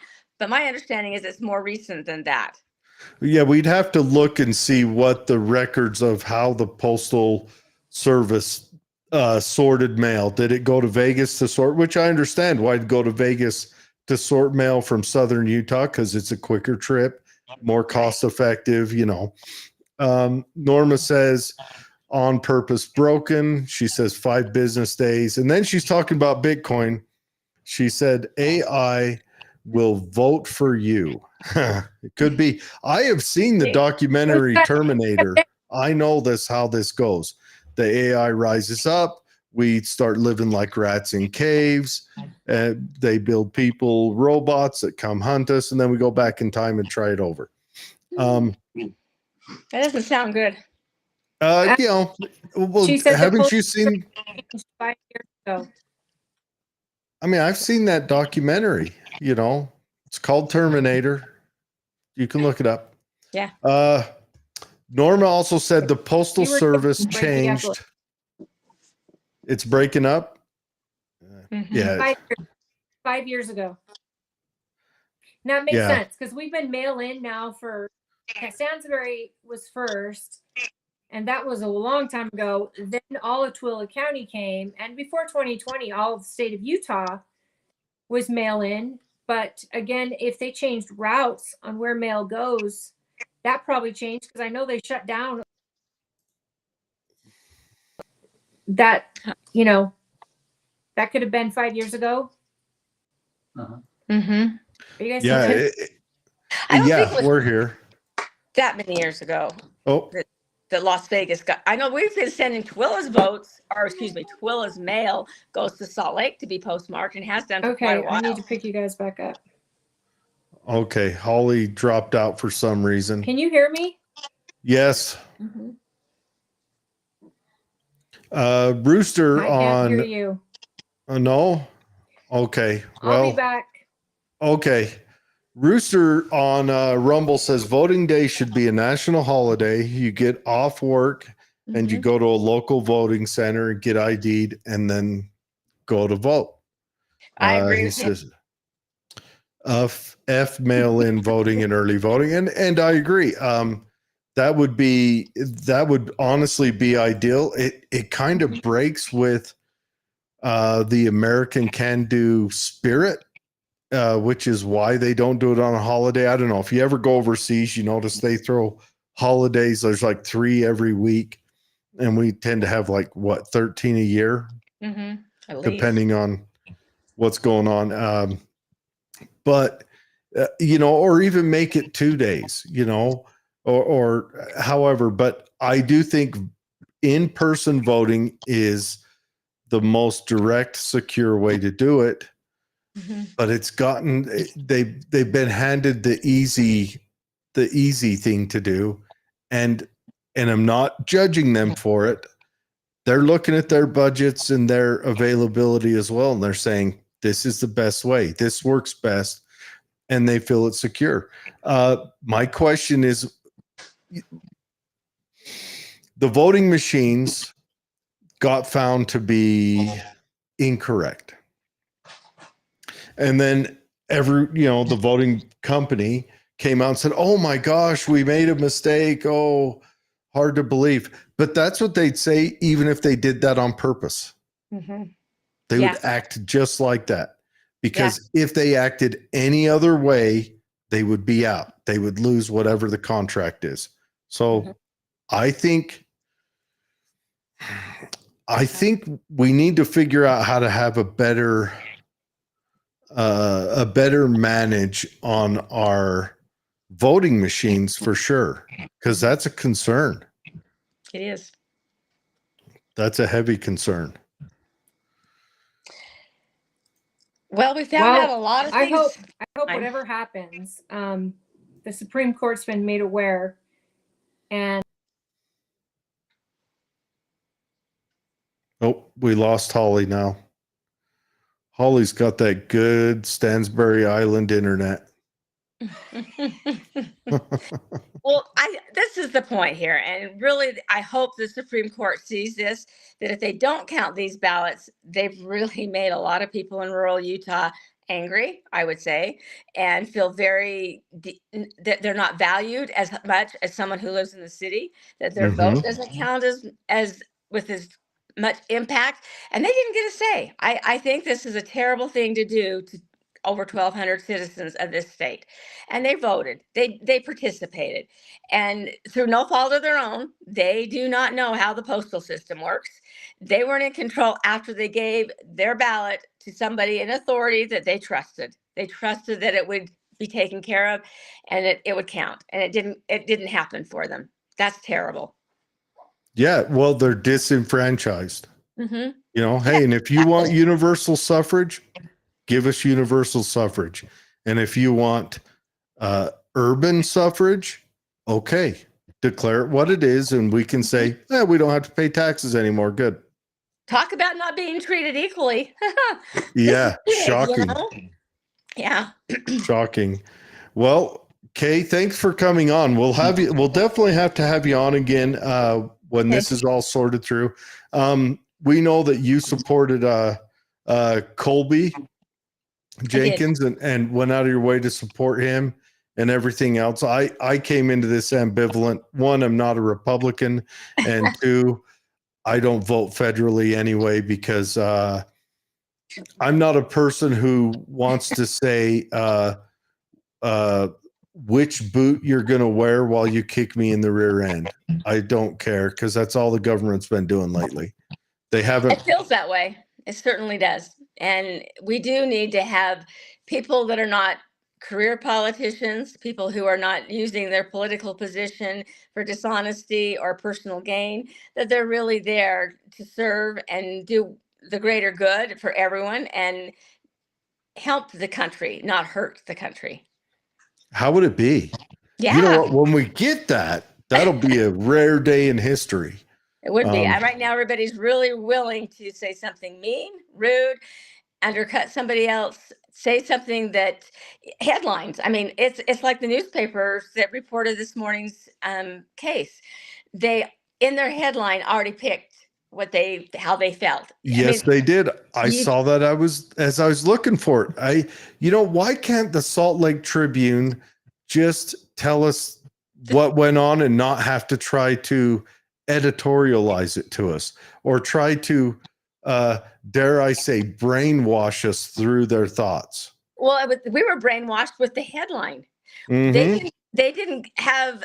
I mean, once you read the headline, it's like, well, why do I need to read the article? Well, you need to read the article to find the truth and to find out about these people that voted and didn't know that the postal system changed or going to take extra time. They were not aware of that. They participated in the most important part or right that we have is to vote.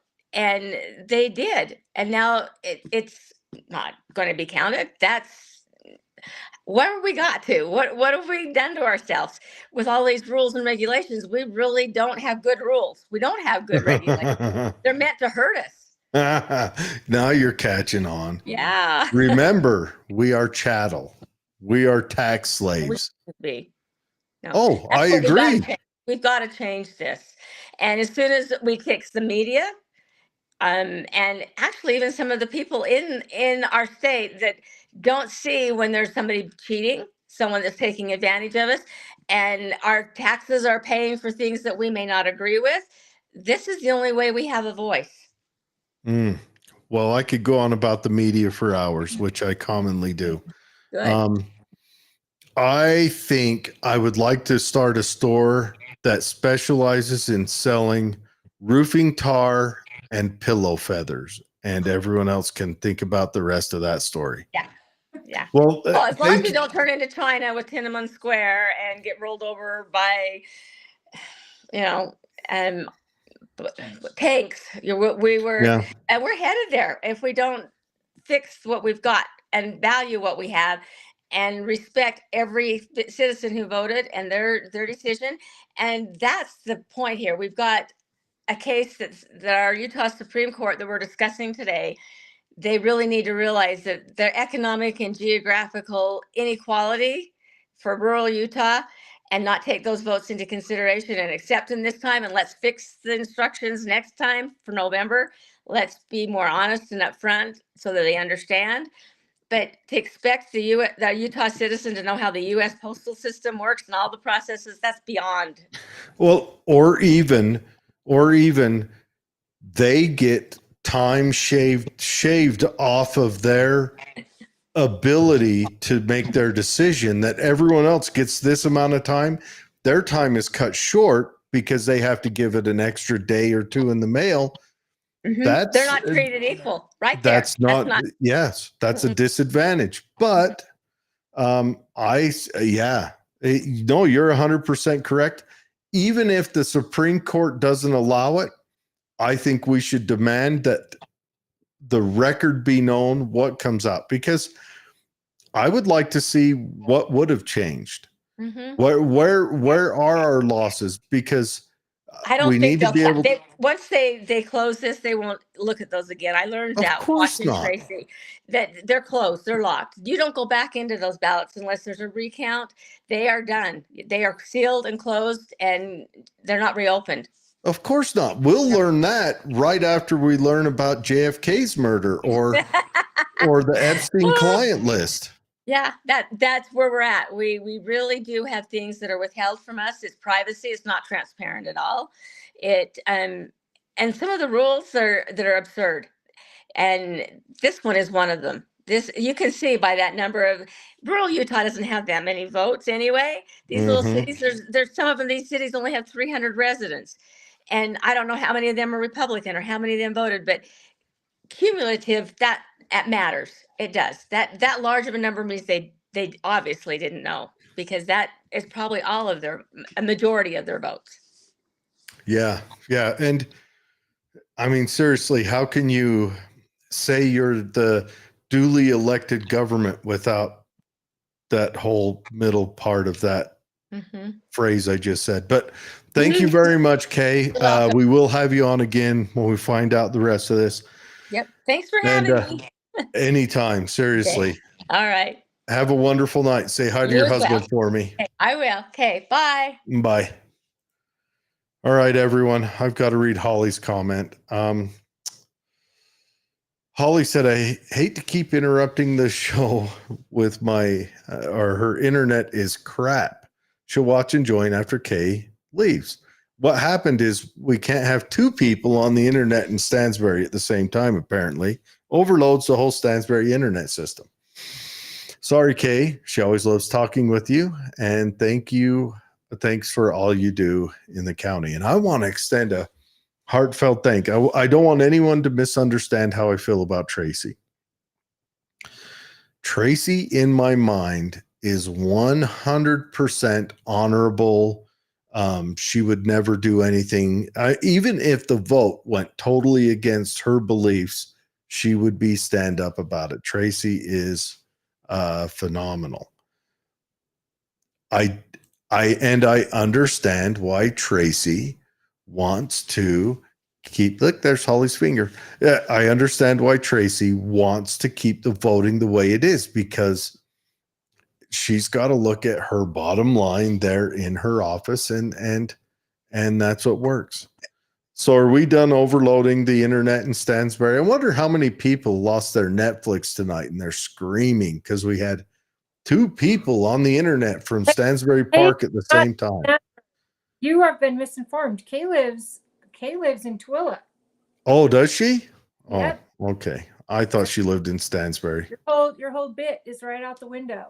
I ruined. Oh, it's two people in Tooele at the same time. Dang it. Yeah, I broke it. yeah. You live closer to her than I do.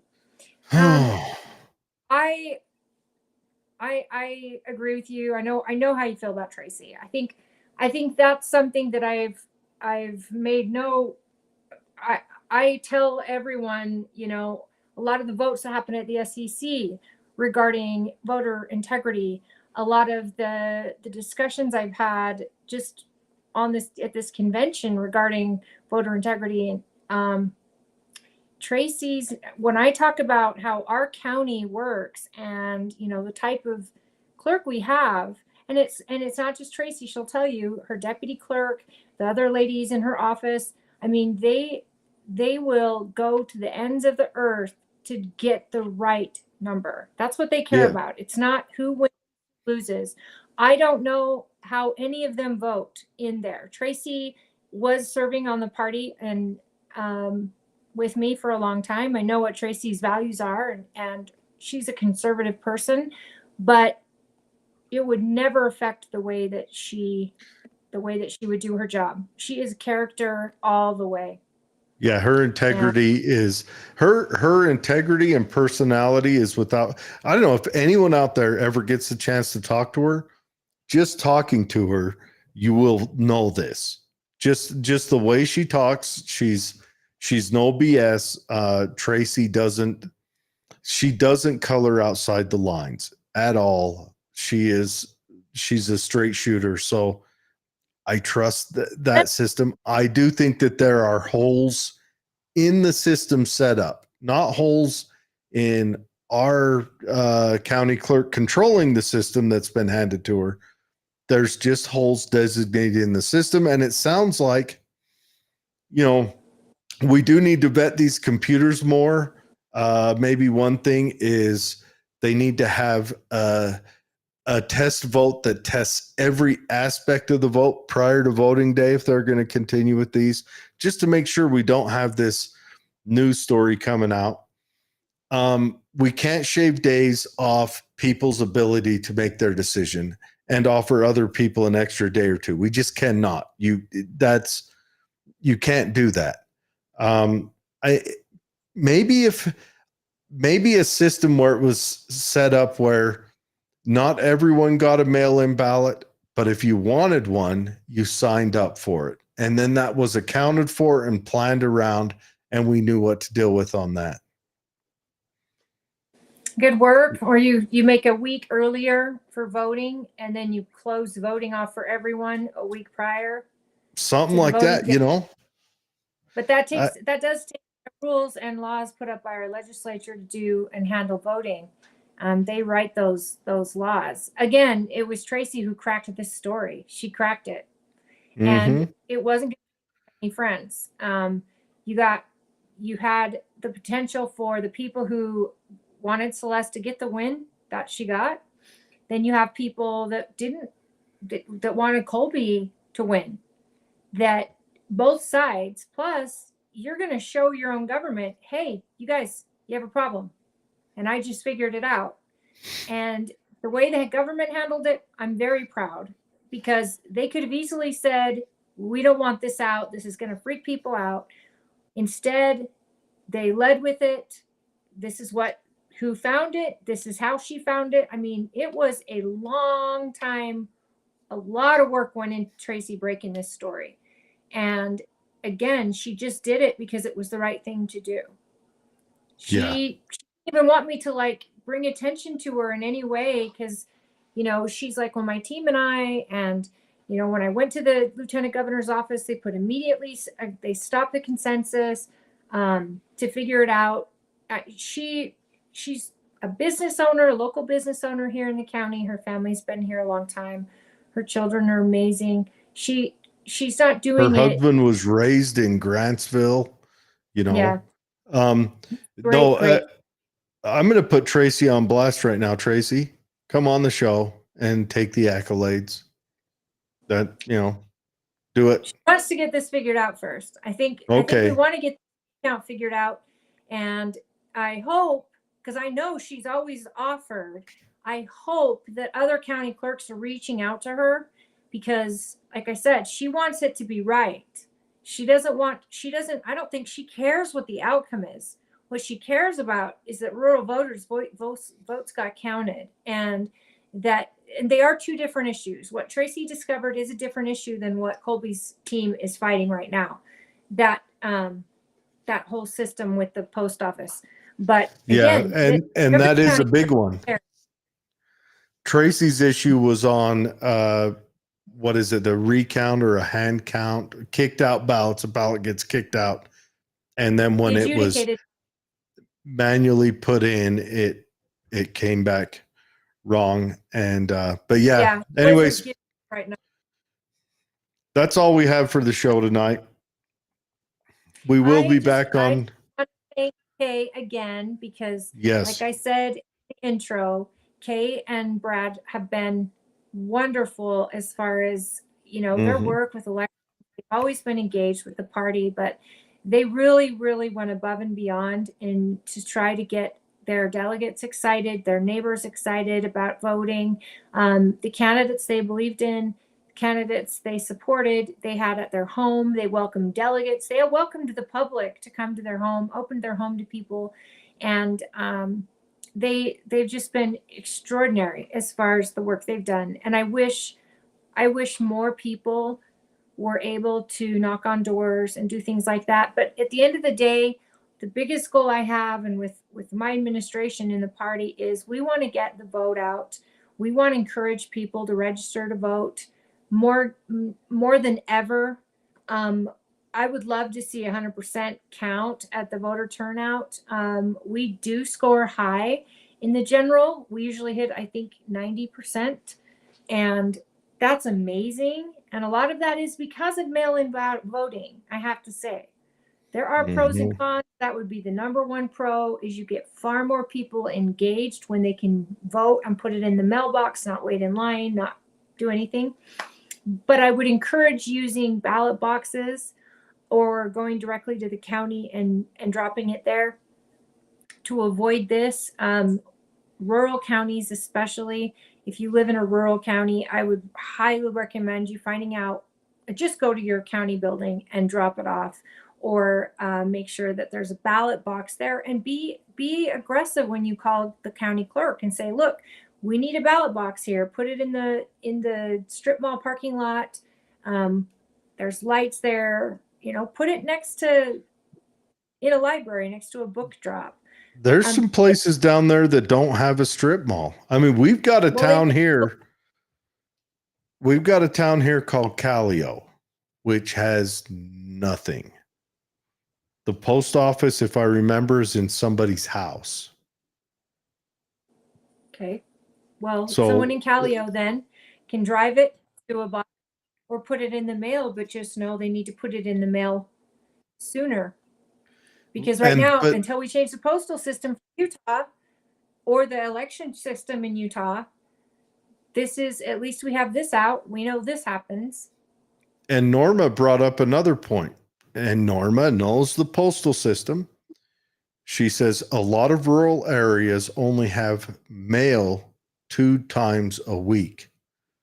So you got Callio, Terra, probably Iosepa. Well, maybe not Iosepa, but you got Ibapaw. You know, so these are a lot of things that need to be accounted for. If we're going to use the mail system for this, we need to have checks and measures to control that. That's all I have. I figured it out. What the problem was is we can't have 2 awesome Republican beautiful ladies on at the same time. Got to keep you guys separated. You're so humble. Internet. You guys broke the internet. Yeah, my Death Star, you can see it. It's broken too. All right. Mayor. Thanks for tuning in. Yeah, thanks for tuning in. I'm going to just real quick check, see if we have any other comments on anything else. Nothing recent coming up. We always end up with a comment that we miss because we close the show down and Well, I would love to ask for anyone who'd be willing to offer prayers to my family. Yes. We have our fur baby is sick, and we are just our family's struggling with that. So if there's any prayers that you could offer us, we'd be so grateful. That's something that we've been dealing with since this morning, and it's going to probably be a couple days before we know. But that's a big deal to us here at our house, and I know all of you. It's a really tough time right now in the economy, and I know it's a really scary time with elections and everything. I just ask all of you to pray for the country and to those who are fighting for it, because we have a lot to lose. We have more to lose in this election, I think, than we ever have before. And the more engaged we get, I know it's exhausting and it's a luxury to be arguing over politics, as I said last week. But the more engaged we are, I think this type of thing gets caught, because people like Kay and people like Tracy are highly in tune. I mean, I sit and watch Tracy go over these ballots that have been adjudicated as a ballot watcher. I watch her make decisions on, and if it's not her, then Nikki, her clerk, her deputy clerk, is also highly in tune with your ballot. And I don't want one voter out there, regardless of how you vote, to be worried about your vote being counted. It's important. And I hope all of you around the world, especially around this country on voting night, will take the time to be a ballot watcher for your party or for a candidate. And especially in these states that I mentioned earlier, Pennsylvania, Wisconsin, Arizona, Nevada, Atlanta, and Georgia. I mean, those are the states that threw us last time, and those are the states that had highly irregular voting nights. And the numbers coming in super late. We need to be attentive and aware, because otherwise we are sheeple. That's what we are. And we'll be moved wherever we're supposed to go. And the government will tell us, this isn't happening. This isn't happening. And you're fine with this. These are not the droids you're looking for. Mhm. And the truth of the matter is, they only do that because we allow it, guys. Yeah. And once we stop allowing it, they have to stop. I'm paying attention to what's being said in politics by the Democrat candidate and her running partner. I'm listening to what the Republican candidate is saying. I hope someone's listening to RFK. Can you call her a Democrat candidate? I think she's a Democrat selectorate.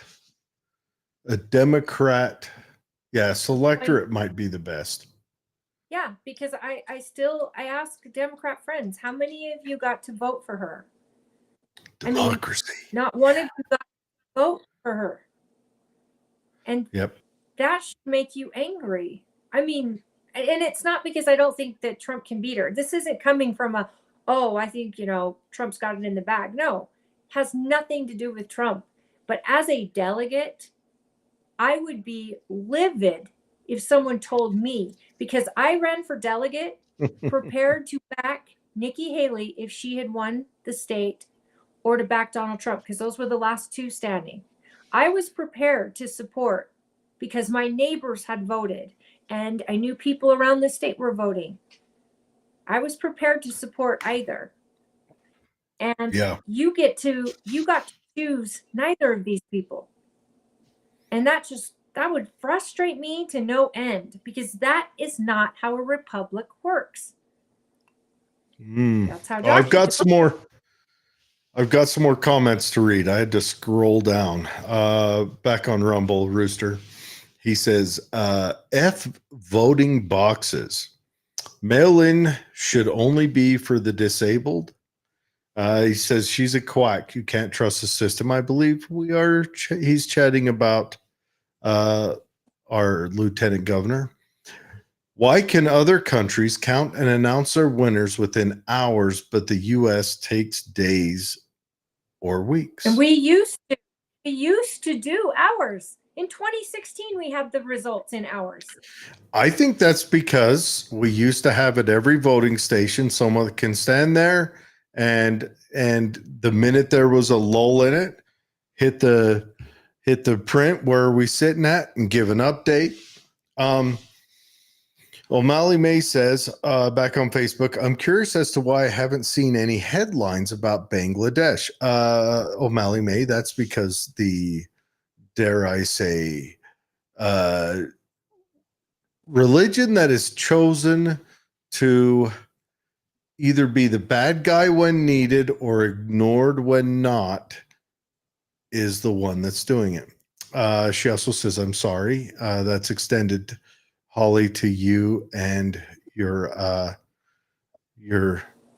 family. We're all going to be praying, and your thoughts will be your family, your dog. You're going to be on our minds the whole time. She also says, "And happy 50-year anniversary of Watergate." Yes, That's Watergate. a show all 2 hours. A whole story of Watergate, because until Carlson broke it down, I had no idea. All of that, and a lot of that was our party, who just taught the Democrat Party how to oust a president in real time and not give their vice president the seat, but choose who the seat is. You guys, our parties are both guilty of this. Yep. I think the Democrats were planning it. I think that on the way out, we've talked about this, but I think on the way out, when Biden came in and said, I'm throwing my backing behind Kamala, I think that was a thumb in the eye of the people who tossed him out. I honestly do. Because how long did it take? Believe that. How long did it take Obama? Yeah, it took Obama, what, 2 days to finally come in and say, he's throwing his support behind Kamala? Because I think he wanted an open election and he had someone in mind, or an open primary and he had someone in mind. He was going to go to the convention, get up there and speak first and say, I really like this person. Here's all the, and boom, push him forward. Because I don't think, and I also don't think he thinks that Kamala can beat Trump. I think there's too much baggage Kamala's carrying around, and they're flipping the script, and the Democrats are already losing the black vote right now, or enough of the black vote that it's making them feel pressure. They're also registering non-documented folks. Oh, and Harley, shit. Yeah, they're walking around giving them registration so they can vote. This is happening in California. It's happening in New York. These types of things, folks, are how they're going to steal an election with non-citizens voting. And we have to be absolutely on top of that. There should be no sanctuary state. This state, no cities that are sanctuary. Our governors come out saying we are not a sanctuary state. I think that's plan B. I think plan A, Obama did have someone, and the party would have followed, and it would have went in correct order to where the delegates would have voted at convention. I think they jumped the shark, though, because I think Kamala knew she wouldn't get the vote at convention.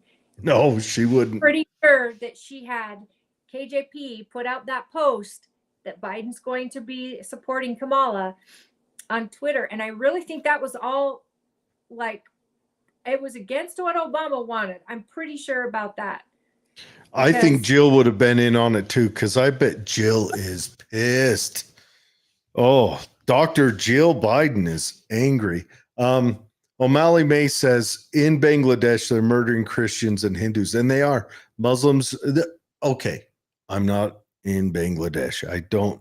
But the reports coming out is they are murdering. You can, on X, you'll be scrolling along, and you'll see some horrendous videos of them assaulting people's houses, dragging dead bodies through the streets.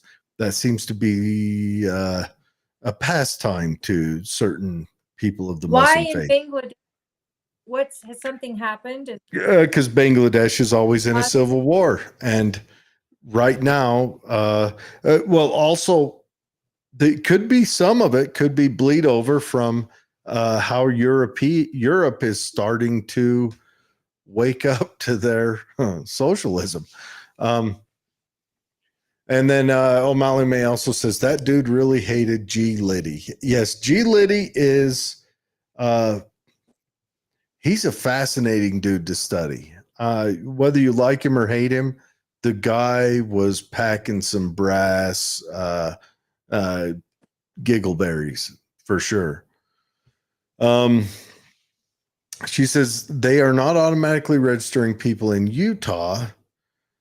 In the ERIC voting system, you get a driver's license. In the ERIC voting system, you get a driver's license whether they are a citizen or not.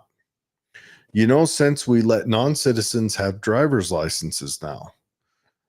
I have a friend whose dad just fled there when it was going down. So O'Malley May has some direct evidence. Yes. And Bangladesh, I mean, it's boiling over. England's boiling over in multiple cities in England, not just London. Well, London, it can't boil over because there are no English people left in London. It's boiling over in the suburbs, I guess. A little bit in Ireland, but lots of other cities, and I don't know where the world is going mad right now. And I don't know. I also want to throw out next weekend is not this upcoming, not tomorrow. Next weekend, what is that, 17th and 18th? We have the 2-day basic pistol defense course. This is O'Malley May's rotation, so it will be for sinners. It'll be the Saturday, Sunday course that is going on. I believe the course is booked, but if you want to pressure her, see if any openings open up or anything, you go to shieldmaiden.com. They are enrolling non-citizens in the ERIC voting system, basically. O'Malley May, shoot us shieldmaiden.com and have a look at the schedule. Next month will be the Holy Course taught by Weston Brandon, and that will be the Friday, Saturday course. I'm not exact sure on the days, but you better believe we will have you guys come on. But these courses are filling up. That is one thing. I think we can tell how comfortable people feel about the security of their nation by how many people buy guns, buy ammo, sign up for these courses, these self-defense courses, what be it unarmed, hand-to-hand, bladed. Yes, August. What's that, Holly? I think women especially should definitely consider this course. If you just want to feel confident about carrying a firearm or not even carrying it on you, just having it in your home for protection. I can't tell you what this course, I can't say enough good things about this course, not just for myself, but my other gal friends. We made a group out of it and we had the most amazing time. There's fantastic, it's like a play date. A play date with bullets and competition, but you get to see a side of yourself that maybe you never saw before, and you get to feel something, a little bit of confidence, but you also you get taught the basic skills that teach you how not to need a firearm. And that's the beginning of the course. How not to need a firearm. So that you never use karate, right? It's just that same mentality, and it's taught in such a very it's an easy to understand, and really you can see your own life and these situations, especially women. I say that because Men don't grow up like women do. We get ogled at, we get yelled at. It doesn't matter how we look or what we're wearing. It just goes with being a woman. And dads will tell their daughters all the time, don't park in dark parking lots if you're going to be out at night, or don't walk to your car alone. Shopping, have your focus on getting things in the vehicle, watch around you. That's something we have to teach our daughters anyway. This is just, I loved this course. I loved it with O'Malley as the teacher, because it just really hit home with me. And I think that it did with the ladies I was with and the guys I was with. Hell, one of them decided to work there because he was so good. No, it's because I was funny. I charmed him. I'm a charmer. Yeah. All right. So there I'm was gonna that. I'm gonna flash up on the screen a little bit of real quick. So it's shieldmaidentactical.com. Go on there. It's a 2-day course. She also states that you can go on there, watch a little video, get a little preemptive of what you can expect to do on there. Her course is full for August, but October.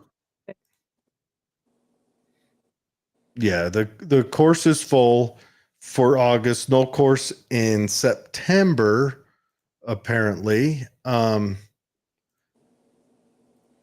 have to, I'm gonna have to go a month without doing my range time. For some reason, it's not playing on there. Is it playing now? Hopefully it is. Yeah, I'm not. Oh yeah, it's coming up. Okay, there it is. You can see this is what it looks like. You got instructors that go out and shoot. They work with you. We've got a plethora of instructors. We got guys from previous law enforcement to guys that are just people who are thirsty for the training and then enjoy sharing that with other people. Positive gun culture and everything else. It says there's a 2-day course in September.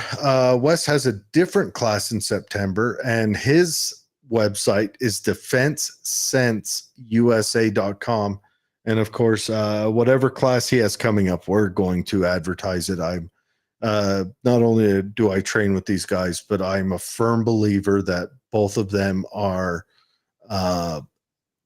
excellent role models and people to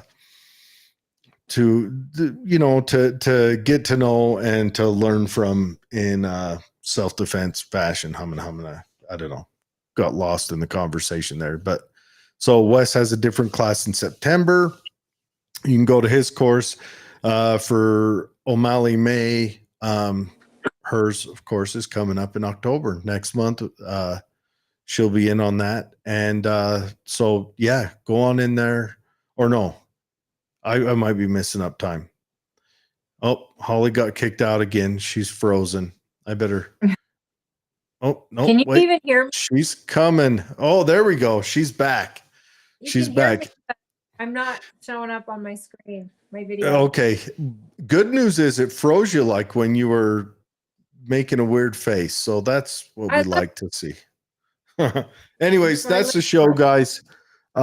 If you have any questions about either of those websites, you can shoot a message out at me on Facebook or Rumble or YouTube, whatever. I will, I respond to every message that comes down. If you're out of state, we'll do that. October will be Mallory's last class of the year. Gets too chilly after that. Wes might have another one. November class is fun. It's fun when you have to really make that physical sacrifice to gain the knowledge. Oh yeah, that's last. My fingers are already freezing. That's when it's really worth it. You got to embrace the suck. All right, everyone. Have a good weekend. Humana, be safe. Thank you. Say goodbye. And don't forget to pray and or light a candle for Holly's family and their beloved family member.